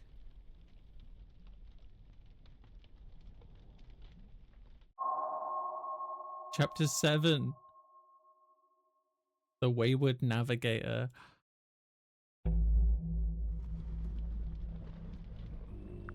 The voyage aboard the dearest Selena. Oh, look at him. He looks so ominous. Oh my god. Fascinating, but not wholly unexpected. Oh no? You had it sussed out? To a certain extent. You could have told us. Saved us some time. And what if I'd been wrong? He stands exposed at last, and witnessed by no less than a full court of his peers. Yeah, well, we kind of backed him into a corner. Literally. I wonder, is it bravery or surrender? Accepting that your world will render. You Nothing. get 10 minutes. Then it's my turn. What are you going to do? Actually, it might be better if you don't answer that. I like how she looks like she's protecting Sim. His countenance shifted, the mask dropped, and truth stands bare revealed. He looks terrified. What do we do? What do I do? Should I put him in the brig? There's a brig? I was thinking maybe we could use one of the bunk rooms. We could lock it from the outside. Let's cross that brig when we come to it. Hey. Sally! Sorry. Ah, the villain reveals himself. Another classic literary trope. Let me guess, he's about to monologue about why he did it. I'd be disappointed if he didn't. What happens now? We call the cops or what? With what? Well, the cell phone... Oh, yeah, no signal, huh? He is a bit scary. Plot the unplottable, chart the unchartable, measure the unmeasurable. A hollow promise, such feats belong not to mortal hands. But after years of fraudulently offering this to others, I began, in earnest, to yearn for it myself.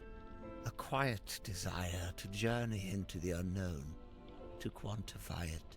A lifelong coward, I could never convince myself to act on it. I tell myself as an excuse that I never had any kind of opportunity to act on it. Until one day, I did. What presented Grip with an opportunity to act on his desires to journey into the unknown? Presented Grip. Well, would it not be the ocean map? No, because it would be before that, right?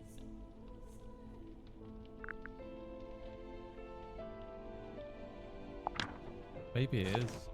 Let's try it. Mortuga sought me out, sought out my services.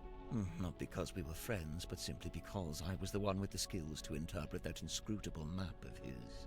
Sensing an opportunity at long last, I refused financial payment for the work. Instead, I asked to be brought along on the ensuing voyage. Mortuga was surprised by the request, but he ultimately agreed to my terms. Such was his desire to interpret the map. The work was done, and so we went.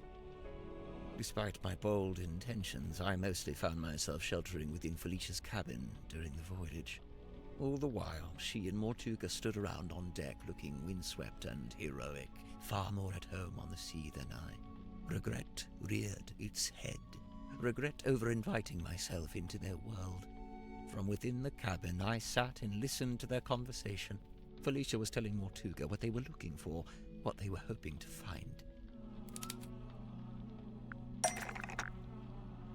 Ultimately hoping to find on her ocean voyage. Be the mermaid, no? That's not it. Is it this? Nope. Oh, okay. She didn't care about that either. Interesting. I assume she wanted to find a mermaid to communicate with. Yeah. Did Felicia know what it was before she found it? Somehow she did. Her description to Mortuga was thus: a mask worn over the head. It facilitates communication with an ancient being of eternal mystery. That's really how she worded it? With the right contraption in your pocket, even the great unknown may be quantified and calculated. And here it was. Not a map, not a compass, but a communication device. A translator. Besides knowing what it was, Felicia also knew how to find it. How its location in the ocean would be marked with a wooden buoy that glows with green light. We waited. Night fell. But before long we were indeed signaled by this very light, and the buoy was sighted. Mortuga hauled it up, pulled it all up, right onto the deck. It was heavy, but he was strong.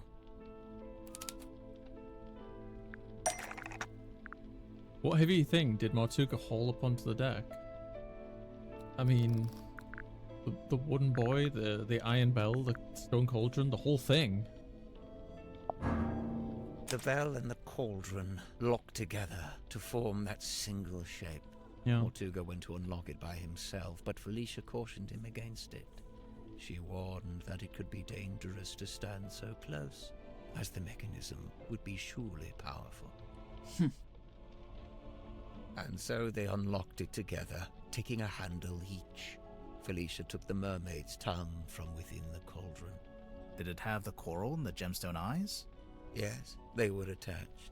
And what about the necklace? Felicia had it around her neck. She'd come prepared, clearly. Did she use it? Yes, I watched her do it.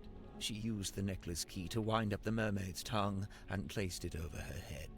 Felicia spoke through the mask. Her voice was changed. The mermaid was summoned. Entranced, I rushed out onto the deck and leaned over the side. Mortuga clambered up to the wheel in an attempt to steer us away from harm. The mermaid reached out and grabbed the wheel. And Mortuga's right shoulder? Yes, of course. His fingerprint mark. Mortuga held fast, but a portion of the wheel broke off and fell into the ocean. With her other hand, the mermaid grabbed the mast, almost snapping it in two. The ship buckled and I was thrown off the side into the ocean. I was underwater, but I was held in place by a hand, her hand. She was speaking to me, but it was a language I could not understand. I wanted so much to understand. Sensing the disconnect, she let go. A moment passed, a lifetime. I became vaguely aware that I was about to drown, but I didn't want to leave. At this moment, the broken piece from the ship's wheel floated up in front of me. By its intervention, I was reminded of my earthly existence, my life beyond this singular moment. I was overwhelmed with a cowardly desire to return to the surface, to see the sun, to live, to breathe. I grabbed onto the broken wheel and let it carry me up to the surface. The mermaid was nowhere to be seen. Neither was the dearest Selena. Wait, the wood from the broken wheel. Eventually became the wooden boy. The wood from the broken wheel, it was eventually reattached to the ship's wheel. Eventually became Cornelius's cane. It eventually became Cornelius Kane. Correct. It has been my earthly tether. The feel of the wood in my hand, a tangible reminder of that desire I once felt to live and to breathe. But what happened? Weren't you stranded in the ocean? Somehow the currents carried me back to the Silkworm Coast.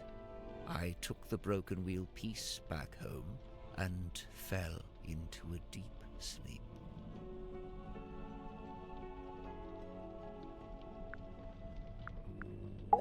After I awoke, I went looking for Felicia. Not Mortuga. No, Felicia. Felicia had been the one to unlock the cauldron. They should be the one to spot the wooden boy. And the one wearing Felicia had been the one wearing the mermaid's tongue. Correct.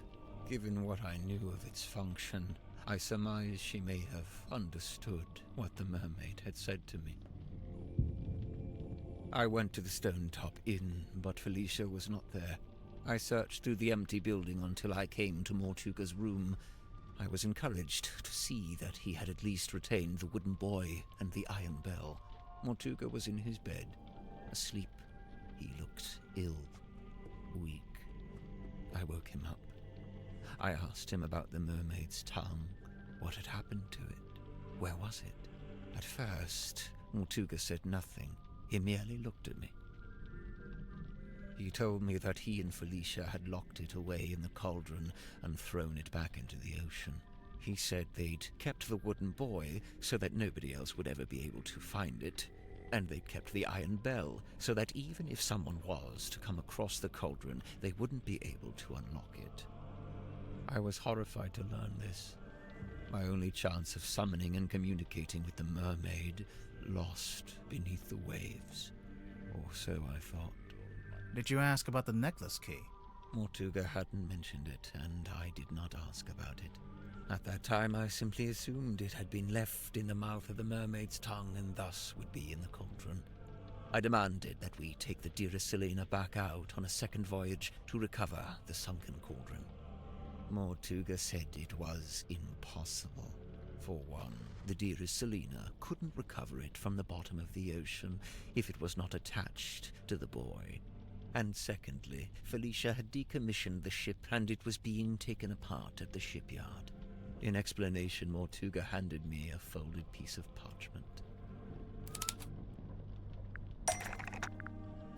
Parchment did Mortuga show to Grip to explain the fate of the dearest Selena. Would it be the command? Because it's basically passed on to somebody else, didn't it? Yeah.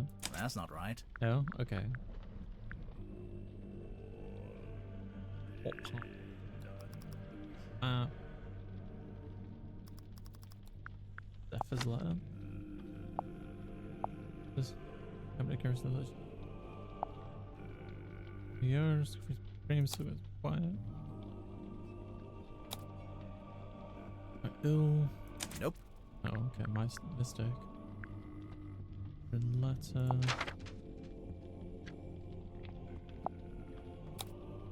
Yeah, just finished reading your novel. No, it's not this one. Indeed. That is proof of one's ownership.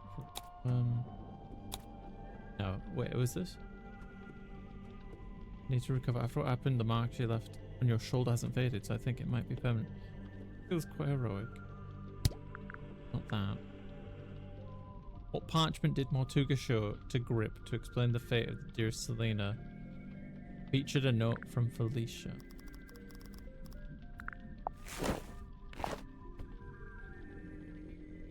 No, it's not that. Not the captain's log. On the back of this. Oh wait, is it on the back of her painting? Nope. Damn. Not on the back of this. Nope. That's just the poster. It's fine. Read. My father within future. That's not it. No. Open. Nope.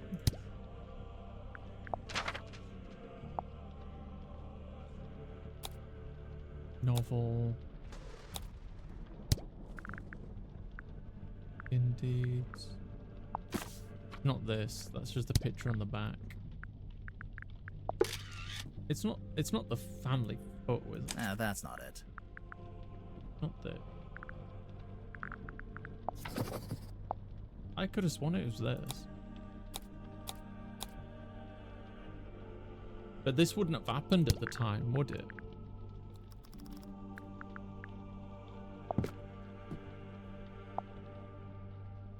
Mill family, probably put on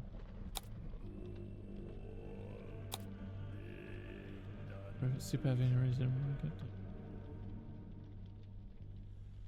Not it either.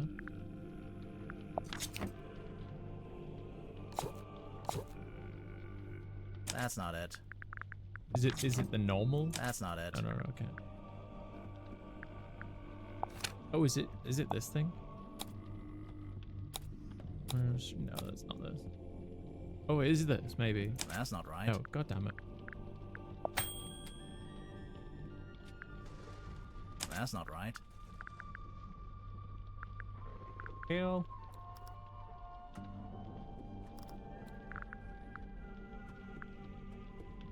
Parchment did Mortuga show?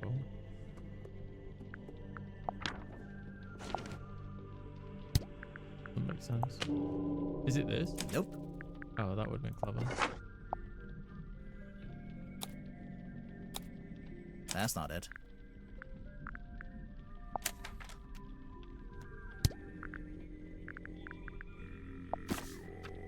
This.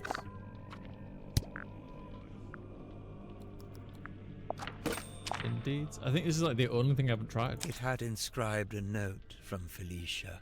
She was to be leaving town immediately. She did not say where she was going. Mortuga told me he had slept through Felicia's parting visit. He was distraught over it, heartbroken. With a desperate look, he asked me if Felicia had also come to visit me on her way out of town. I told him yes, she had. Mortuga's eyes opened wide. Did she say where she was going? I must know. I have to know. I told him yes. Yes, she told me where she was going, and she'd given me the address. His eyes widened further. Give it to me. I need to know. I'll go after her. I told him I would, in exchange for the mermaid's tongue. Mortuga told me again how it was impossible. There's no way. It's lost. You need to let it go. I didn't want to hear it. I left the inn still clutching the deeds. I went down to the shipyard and spoke with Donovan Drummond. He had begun taking apart the dearest Selina. I inquired about purchasing Drummond's unused submarine, the Seafoam submarine. He told me he would be willing to part with it, but it had never been finished. In order for it to be seaworthy, it would need several new parts that would take a long time to build. However, I was determined to find a solution. Offered to finish the Seafoam for yourself. You offered to buy the Dearest Selina instead. You offered to buy both the Seafoam and Dearest Selina. You offered to buy both the Seafoam submarine and the Dearest Selina. Correct. I suggested we could use parts from the sailing ship to finish the submarine. Drummond merely asked how I was going to pay for 2 vessels. I showed him the deeds to the Stone Top Inn. He accepted it as payment. Is the inn really worth as much as 2 vessels? Perhaps not. But in truth, I think Drummond was glad to have an excuse to part with them. Besides, I knew all too well the allure of a worthy challenge. A chance to put one's skills to their fullest. Indeed, the task of combining the 2 incomplete vessels into a single seaworthy one was highly intriguing to him. And so, it was done. But if you commissioned it, why was it called the Mortuga submarine? Who painted that on the foredeck? Drummond did. He didn't want it to say Seafoam any longer. Too many painful memories. But why Mortuga and not Grip? Because Grip paid for it with the inn deeds, which were Mortuga's name, because Grip told Drummond his name was Mortuga, because Drummond wanted Mortuga to think he owned the submarine. Because Drummond wanted Mortuga to think he owned the submarine. Don't think I understand that one. Because Grip paid for it with the inn deeds, which were in Mortuga's name. Right. Drummond assumed I was merely acting as intermediary for Mortuga, the true buyer. Did you tell Mortuga what you'd done? I told him of my intention to return to the ocean, in a submarine I was having constructed. He wasn't happy about it, but the submarine took months to complete. That was enough time to convince him to come with me and help search for the mermaid's tongue. He only came with you because you were pretending to know where Felicia had gone, and you were withholding it from him. Correct. What were you going to do if and when Mortuga realized you'd been lying to him? It was worth the risk. There was no question of leaving the mermaid's tongue at the bottom of the ocean. But it wasn't lost in the ocean. Mortuga had it the whole time. Correct. As I had lied to him, he had lied to me.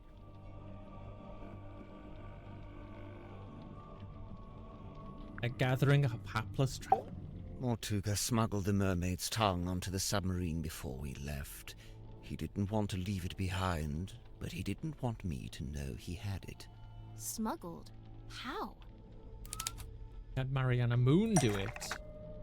How did Mortuga smuggle the mermaid's tongue on the submarine? Right, so I know he had Moon do it, but where's the evidence?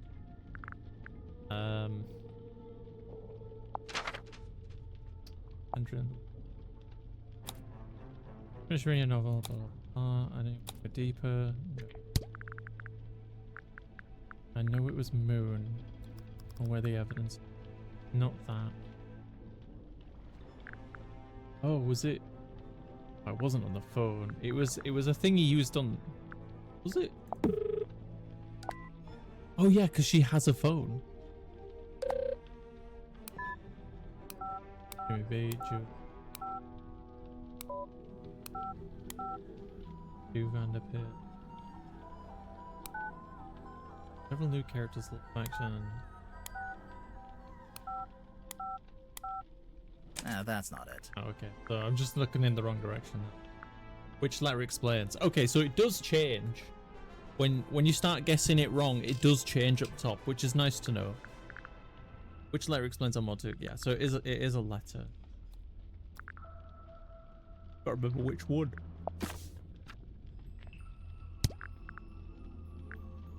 And I'm really bad with the letters.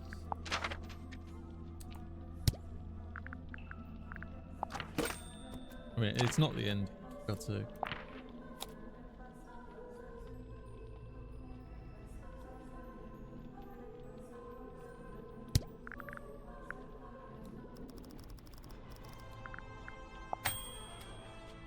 Nope, not that. Post to sales call. Oh, is it?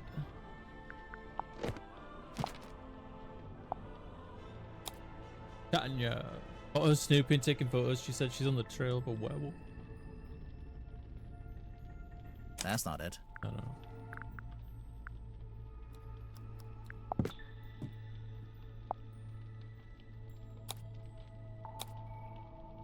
On the deck, Magnus. No, that's not it.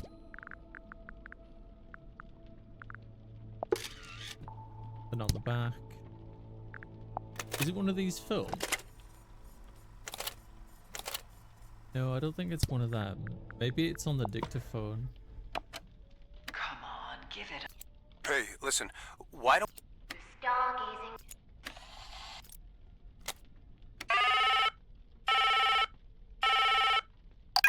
Hello, who's this? My That's name not is it. Magnus I thought I had it then. Yo.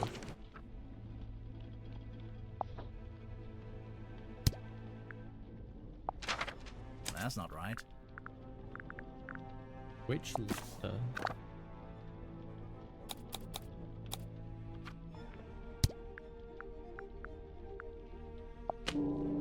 This is it. That's not it. Wow.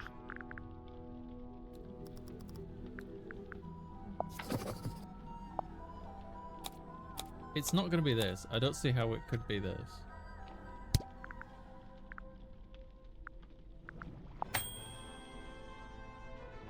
Grumman shipyard? Nope. No, I don't think so. No, it's not that.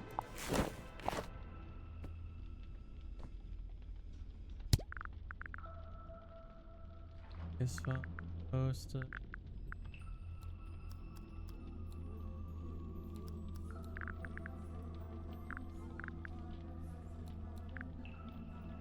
Zephyr's letter? Mortuga sent me a letter, inviting me to join him on the submarine. Oh, Grip. he brought it. I thought Moon brought it told on. me he was going to bring somebody else on board. An old friend, a collector of occult curiosities who might be helpful. But I didn't want anyone to know what we were doing, or what we were looking for. I told Mortuga not to mention me in the letter. I followed Mortuga's instructions precisely. I arrived in Silkworm and went into the Stonetop Inn, where I found the locked cauldron. I placed it among my possessions and ventured onto the submarine waiting in the harbor. We departed. Zephyr thought he and Mortuga were the only two souls on the ship. I stayed hidden for a week, before staging a balloon crash and pretending that Mortuga had rescued me from the ocean. That way I was free to move around the submarine in view of Zephyr, but he could dismiss me as a hapless traveler picked up along the way. So, to begin with, it was just you three. But it didn't stay like that for long. It didn't.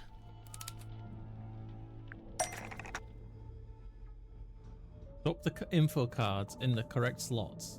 Click the cards to flip them. Oh god. I can't move these. Okay. Was saved from drowning by Mortuga. Kidnapped and kept prisoner. Was invited on board to be the resident illusionist. Was invited to work alongside Dr. Zephyr in the dream chamber. Resident illusionist, that. Invited to work alongside Zephyr in the dream. Came across the submarine by pure chance. Was asked to smuggle the mermaid. No. Offered to take over from Mortuga as a way of freeing him. Blackmailed Mortuga into relinquishing all. Oh god, I have to do all. Oh, we can do it like... Oh, okay. Right. That makes more sense. Okay. Right. Was asked to smuggle the mermaid's tongue. So you go there. Stole the mermaid's tongue from the airlock and put it in his cabinet of curiosity. He was the... Commissioned the submarine? No. Crashed his hot air balloon into the ocean. Argue with Mortuga about navigation, resulting in the broken ship's wheel. Was with Mortuga when he opened the black box and discovered the necklace key. Is that right? On a magic act, yeah. Which appeared to make him miserable? What? Was kidnapped and kept prisoner? What? Was invited on to be the resident illusionist. Blackmailed Mortuga into relinquishing the captaincy to her. Kidnapped, kept prisoner. Was saved from... No. Offered to take over from Mortuga's way of freeing of his burden, which is what she did. She was not kidnapped, though. Kidnapped and kept prisoner? Was saved from drowning? That doesn't make sense. Was kidnapped and kept prisoner. Why? That's to smuggle. Yeah. Stole the mermaid's tongue. Was asked by Mortuga to keep the mermaid's tongue safe in his cabin. Yeah. Okay, so yeah, that's... Was with Mortuga when he opened the black box. Argued with Mortuga about navigation. I think...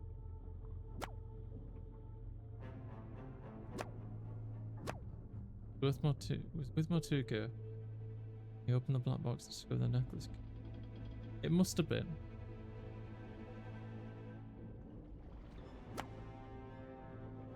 Was asked by Mortuga to perform magic act.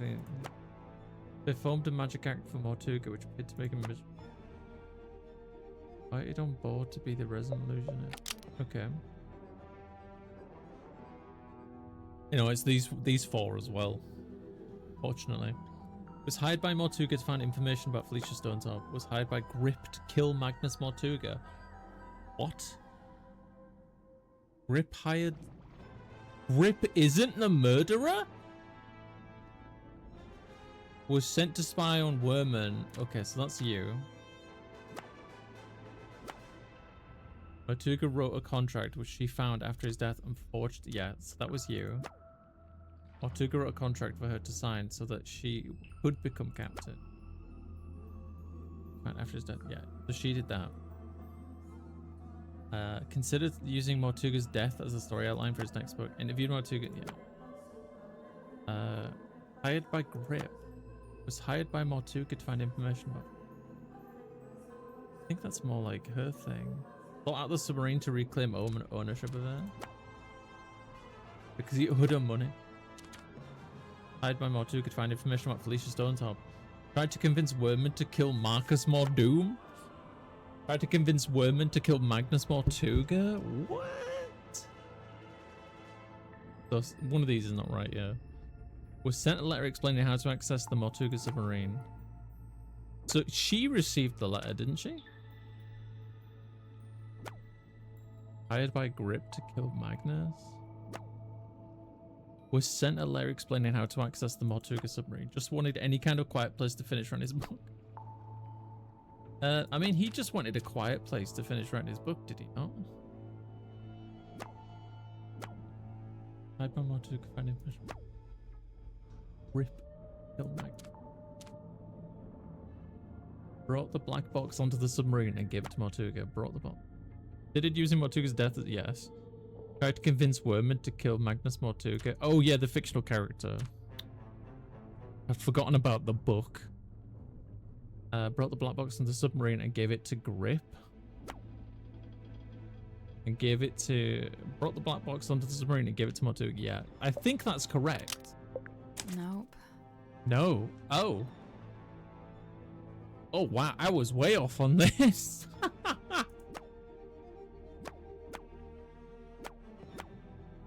So Commission the submarine as a way to search the Mermaid's tongue, yeah. Mortuga, when he opened the black box, yes. Was invited to work alongside Zephyr in the Dream Chamber. Imagine them appeared to make him miserable. Saved from drowning by Mortuga. Really? I was going to say, the whole kidnap thing doesn't add up. But she's also an incredibly good swimmer, so... like, abnormally good, so that was confusing too. Was asked to smuggle the Mermaid's tongue out the submarine, stole the Mermaid's tongue from the airlock. So he stole the Mermaid's tongue from the airlock and put it in his cabinet. Really? We got her correct. We got her correct. Was sent a letter explaining how to access the Mortuga. Yeah, he was. I forgot that. Tried to convince Wormer to kill Marcus Mortuga. Right, I got the names the wrong way around. Right. Well, that's about the long and short of it. No. What? You can't leave it like that. You've left them with misconceptions. You should tell them what you know. All of it. What do you mean? Misconceptions? Maybe one or two, yeah. What now? Oh, was saved from drowning by Mortuga. Offered to take over from Mortuga. Even though he did wish to leave the submarine, Mortuga could not accept Tadpole's offer to give up his captaincy to her. Before Mortuga could leave the submarine, he needed to reveal the location. Godric to confirm with Tadpole. Oh. Is that right? He needed to reveal the location of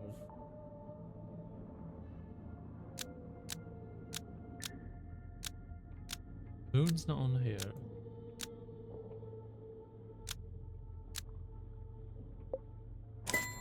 He always did think he would make the best captain, and he did want to leave. But he couldn't. Not without the information he so desired. Not just that. Since it turned out he had the Mermaid's tongue on board the entire time, I don't think he wanted to leave me on the submarine with it. He didn't want me anywhere near it. He was trying to protect you. I'm aware. Oh. Got out the submarine to reclaim ownership. Cynthia became captain because the command contract, the newspaper page. But it has another page that was discovered inside a black box. While it's true that Mortuga did decide to create the command contract with Cynthia after Cynthia showed him the Indeeds. I don't think that's right. Oh, bollocks. There's another page that we just... Oh, was it the message at the bottom? So who there was we go. it for? Me. Once Mortuga found out the Indeeds had been used to pay for the submarine, he realized for the first time that he was its legal owner. He really hadn't known that before? No, he'd always assumed I paid for it with my own money. Armed with the new information, Mortuga attempted to use it to control me. Thus, the command contract. What exactly was he hoping to achieve?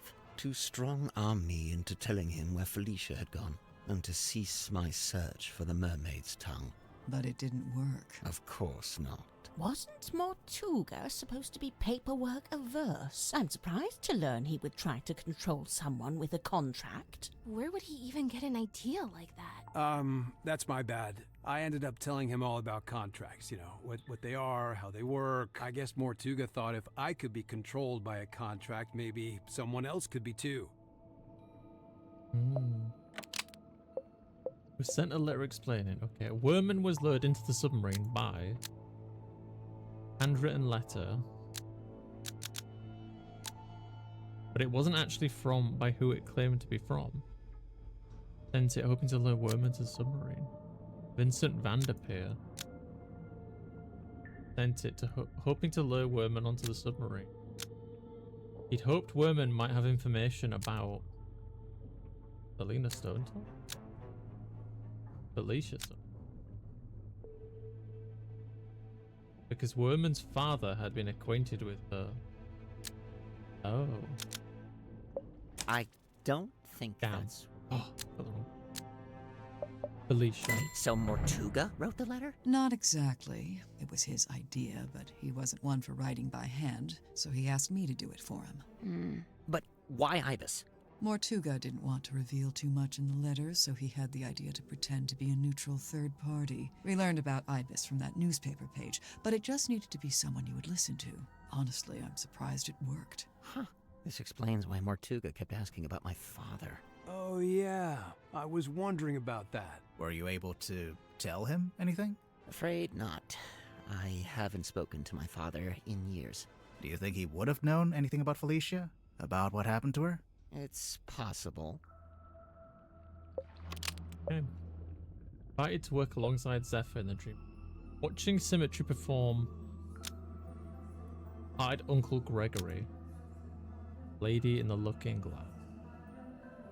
Did not make Mortuga miserable. He was already miserable because he had just found the morning envelope, which informed him, oh no, I died. I don't think that's right. Oh, thank God. Tagging. See? I told you. You didn't make him sad. He just learned about the death of his beloved friend. What I did, it was... You didn't know. Symmetry, let it go. Your anguish. That goes for all of you. Mortuga's actions, his decisions, all motivated by that same singular desire. It was all in effort to locate Felicia Stonetop. Her. Likewise, it transpires that Godric's actions were also motivated by a singular desire.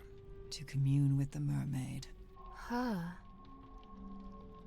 And when they opened the black box and found the morning envelope, found the necklace key, it all came to an end.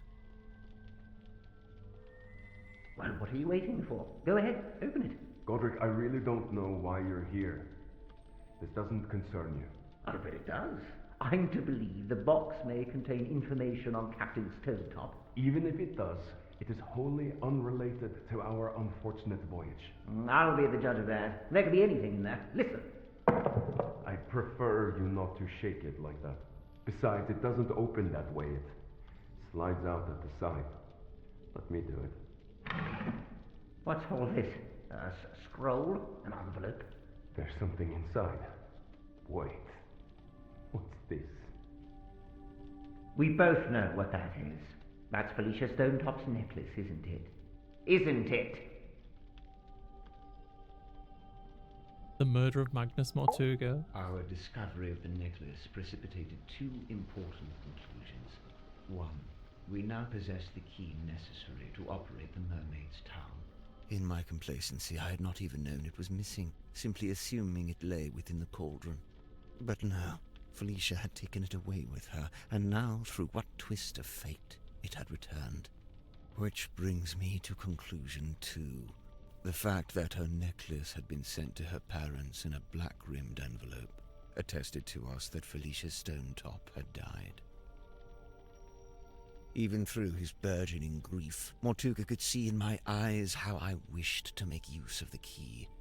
Fearing what ruin might follow should I act, he did what he had always done. He lied. Lied about having the Mermaid's tongue on board. He had your best interest at heart, Godric. We both know this. However, it was a lie that no longer worked on me, for I had laid eyes upon the truth. The truth? About what Mortuga had in the storeroom. What did Grip see that confirmed Mortuga? It would be the poster, wouldn't it? Yeah. Correct. I had seen Symmetry's drawing of the cauldron. He asked me to change it. I was going to change it. So now you had everything you needed. The key, the bell, and the mermaid's tongue itself, albeit locked in the cauldron. On that note, I had also surmised Mortuga's reason for rigging the iron bell onto a winch above his desk. I concluded that he had set it up this way so that he could unlock the cauldron and access its contents himself. You think he wanted to use the mermaid's tongue?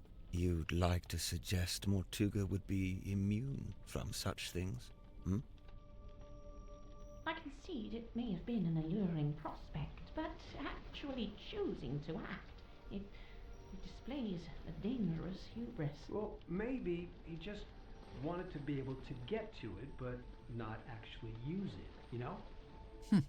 Grip, did you actually accuse Mortuga of wanting to open the cauldron? Of wanting to use the mermaid's tongue? I did, and he flatly denied it, which caused an argument. Truth be told, we were both sick of each other. The last vestiges of our mutual decorum fell away.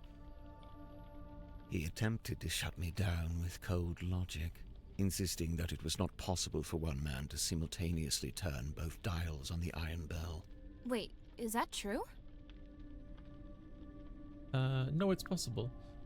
Depends on how big you are and how wide your arms are. Kinda. Depends how big you are, how wide your arms are. I knew Mortuga would be capable of it, and I could see in his eyes that he intended to do it. Well, not to side with Grip here, but he was right. Mortuga did open the cauldron, didn't he? Perhaps his intention was simply to move the mermaid's tongue to a newly contrived hiding place.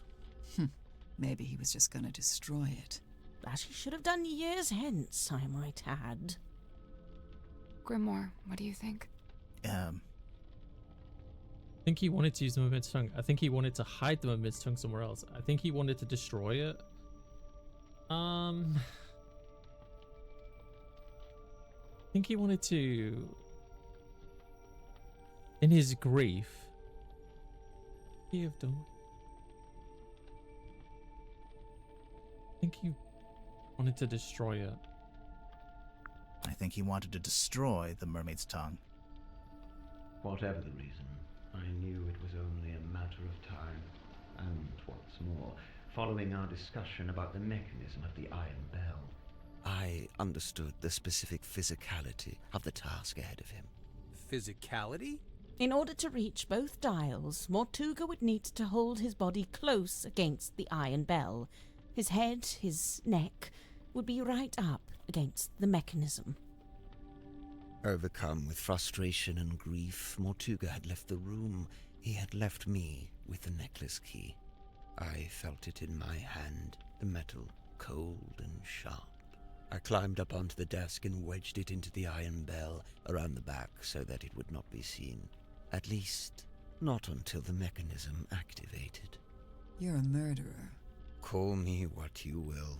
To me, it was merely insurance against continued deception and greed on Mortuga's part. If he indeed decided to keep the mermaid's tongue for himself, if he decided, as he always had, to keep it from me, then it would be his last decision. the rest you know. Having first locked himself in the room, Mortuga unlocked the cauldron and was killed by the blade of the necklace key. I tilted the submarine in order to claim the eyeball key, which granted me access to the captain's cabin and a path into the storeroom from above. I took the mermaid's tongue from the unlocked cauldron. And then you went up to the aft deck and used it, didn't you? I tried to, but you stopped me. You're welcome. Tadpole then dove into the ocean and collected the pieces.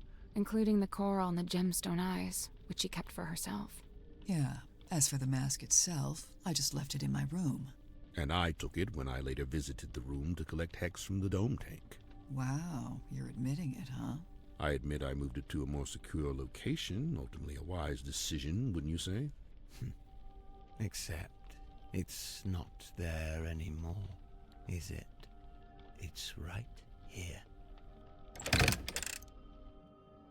It's dark! Grip turned off the lights. Someone grab him! Let's stay where we are for now. Okay. The mermaid's tongue, it's gone! He took it! He must have. He can't have gone up to the foredeck. It's still locked. We can't go to the foredeck, so can he go to the aft deck? What about the aft deck? Let's go. Maybe we... Oh.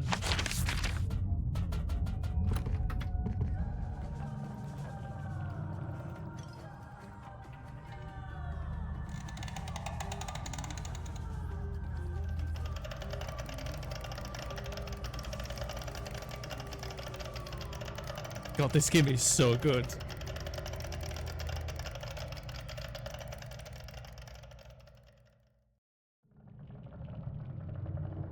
Oh.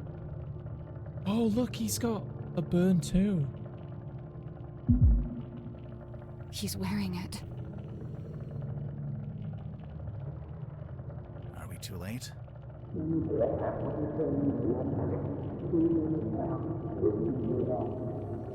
I don't... Grip? Are you...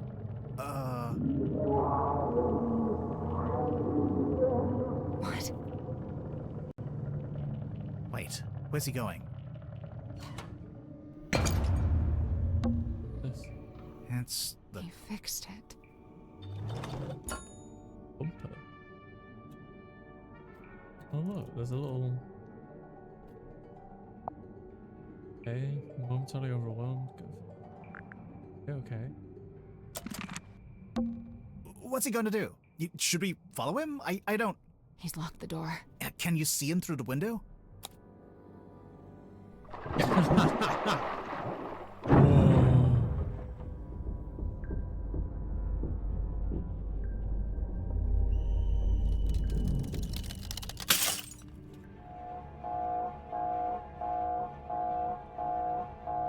This is bad. The pressure change, it's too sudden. The submarine's not... Wait, what's that? You're taking control panel. The radios. It's fine, just stay calm. It was too fast.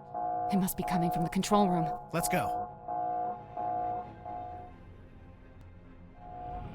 We're being held down. We need to resurface. The submarine can't take it. The controls are going crazy. Wait.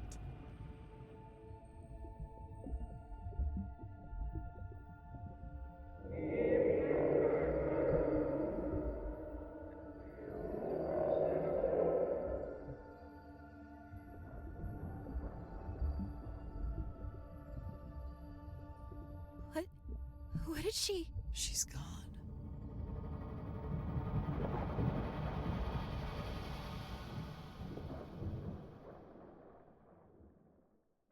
She let us go.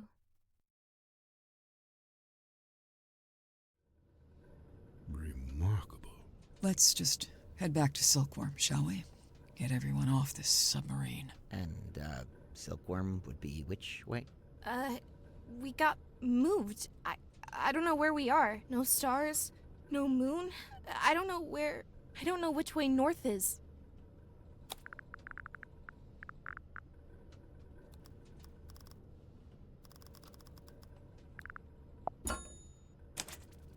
He fixed it.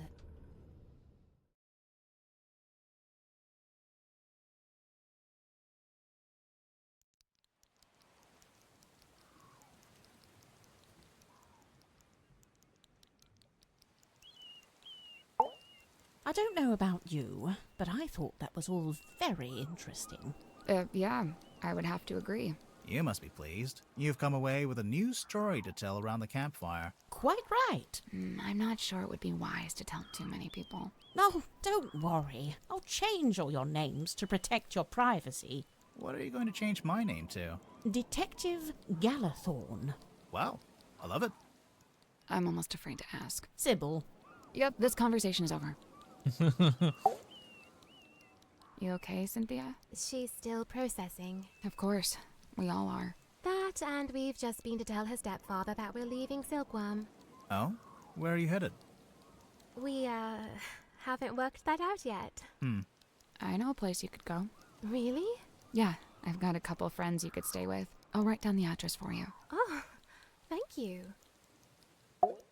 Easily one of the strangest days of my life. It's in the top 5, at least. What are you going to do now? So far, the only thing I've decided on is to go home and have a bath. A bath? You haven't had enough being submerged in water for one day? Okay, maybe a shower. Catching up on your text messages? 0 missed calls. Can you believe that? 0. Devastating. Not even from Vanderpeer? I'm writing him a message now, giving him the deets. A very selective version of the deets. Smart. Are you okay? Yeah. You? Somehow, yeah. Let's not wander off right now. Okay. Are you surprised this didn't turn out to be about the silver snake? Yeah, I guess. Although, they may be more related than we know. What? The silver snake and the mermaid? Yeah. never got to go to the lighthouse. Oh, hey. Maybe our next case will be entirely in a lighthouse. No way. This was it. This was the lighthouse case. Would you mind not leaning on the fourth wall like that? I'm just saying, next time the theme will most likely be totally different. If there even is a next time. Oh, this I was hope a lot so. of work. It may be unsustainable. Now who's leaning on the fourth wall? Yeah. Oh, I feel for them. Okay. The Stone Top Inn. 5 stars. Nice and quiet. Would sleep on floor again. There better be. Yeah, right. This game was peak. Performing tonight, Waylon Wolf. Seems like that never actually happened. I wonder what happened to him. Wolf. Maybe it's better that we don't know. Let's not wander off right now. That was the weirdest submarine I've ever been on. And the last? And the last. Is everyone okay? I guess so, huh? Fit as a fiddle. Oh, sure. Just had my human perspective permanently and irrevocably shifted, but hey, what's new? But what about Grip? Did he die or what? I don't know. I mean, it seems very likely, but I don't know. I don't know. But he made his choice. I really don't think it would do us any good to worry about it. Sally, did you write down that address for us? Yeah, I'm almost done. Just writing something on the back to help you out. Oh, like instructions? Kinda, yeah. You know, I really must be off. Ah, come on. You've got nowhere to be. You're quite right. Nowhere is precisely where I need to be, and I'm rather in a hurry to get there. All right, that was pretty good. I'll let that slide. And, Tadpole and Zephyr stayed on the submarine? Yeah. Are they gonna rename it? Of course not. You gotta keep the Mortuga name. It's like his fingerprint on history. You say that, but by all accounts, he actually didn't like the submarine very much. That's true. It wasn't his choice to be there. He spent all his time trying to work out how to leave. Well, yes, all right. I can see that. I'd say his fingerprint is right here. It's all of you. It's Symmetry, it's Cynthia, Tadpole, Zephyr, everyone he was kind to, everyone he helped. Dude, that's real. But what about the mermaid's tongue? What about it? Well, we still don't really know anything about it. How it works, who made it. Good. What? It's good that we don't know. It's right. The mermaid's tongue is a shameless shortcut, a trap for the impatient and the dissolute. But you don't want to know what the mermaid said? Oh, I want to know. But as I stand before you now, I can't know. You understand? That's just the way it's meant to be. What an incredible game. Oh my god. This was so good. Holy cow. Oh, I'm like sad it's over. Werman announced he wasn't going to write the sequel to his novel. Dirk was subsequently released from his contract with Wit and Whimsy. Mariana Moon, avoiding all questions about where she was headed, simply disappeared over the horizon. Madame Tadpole became captain of the Mortuga submarine. Dr. Zephyr stayed on board to continue his research, newly inspired by what he'd witnessed. You're sure this is the address Sally wrote down? Yeah, it must be. She wrote something on the back, too. Oh yeah, what was that? Instructions? It's a little poem. You should read it. Me? You're the poet. No, you read it. Okay. Eavesdrop what the stars are saying, earthly tethers slowly fraying, floating, helpless from the worst of jealous hunger, selfish thirst.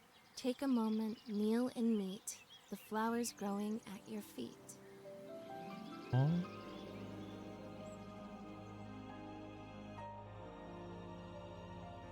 What a beautiful game. Like the art direction, the music, the characters. Oh. We have to make this a thing now. Every time there's a new game in this series, we have to play it. Like, done. I'm tempted to go back and do the others. God damn. Oh, look. I guess these are characters from a previous game. I'm not sure. Are they her sisters? It was fun, wasn't it, Nix? Please?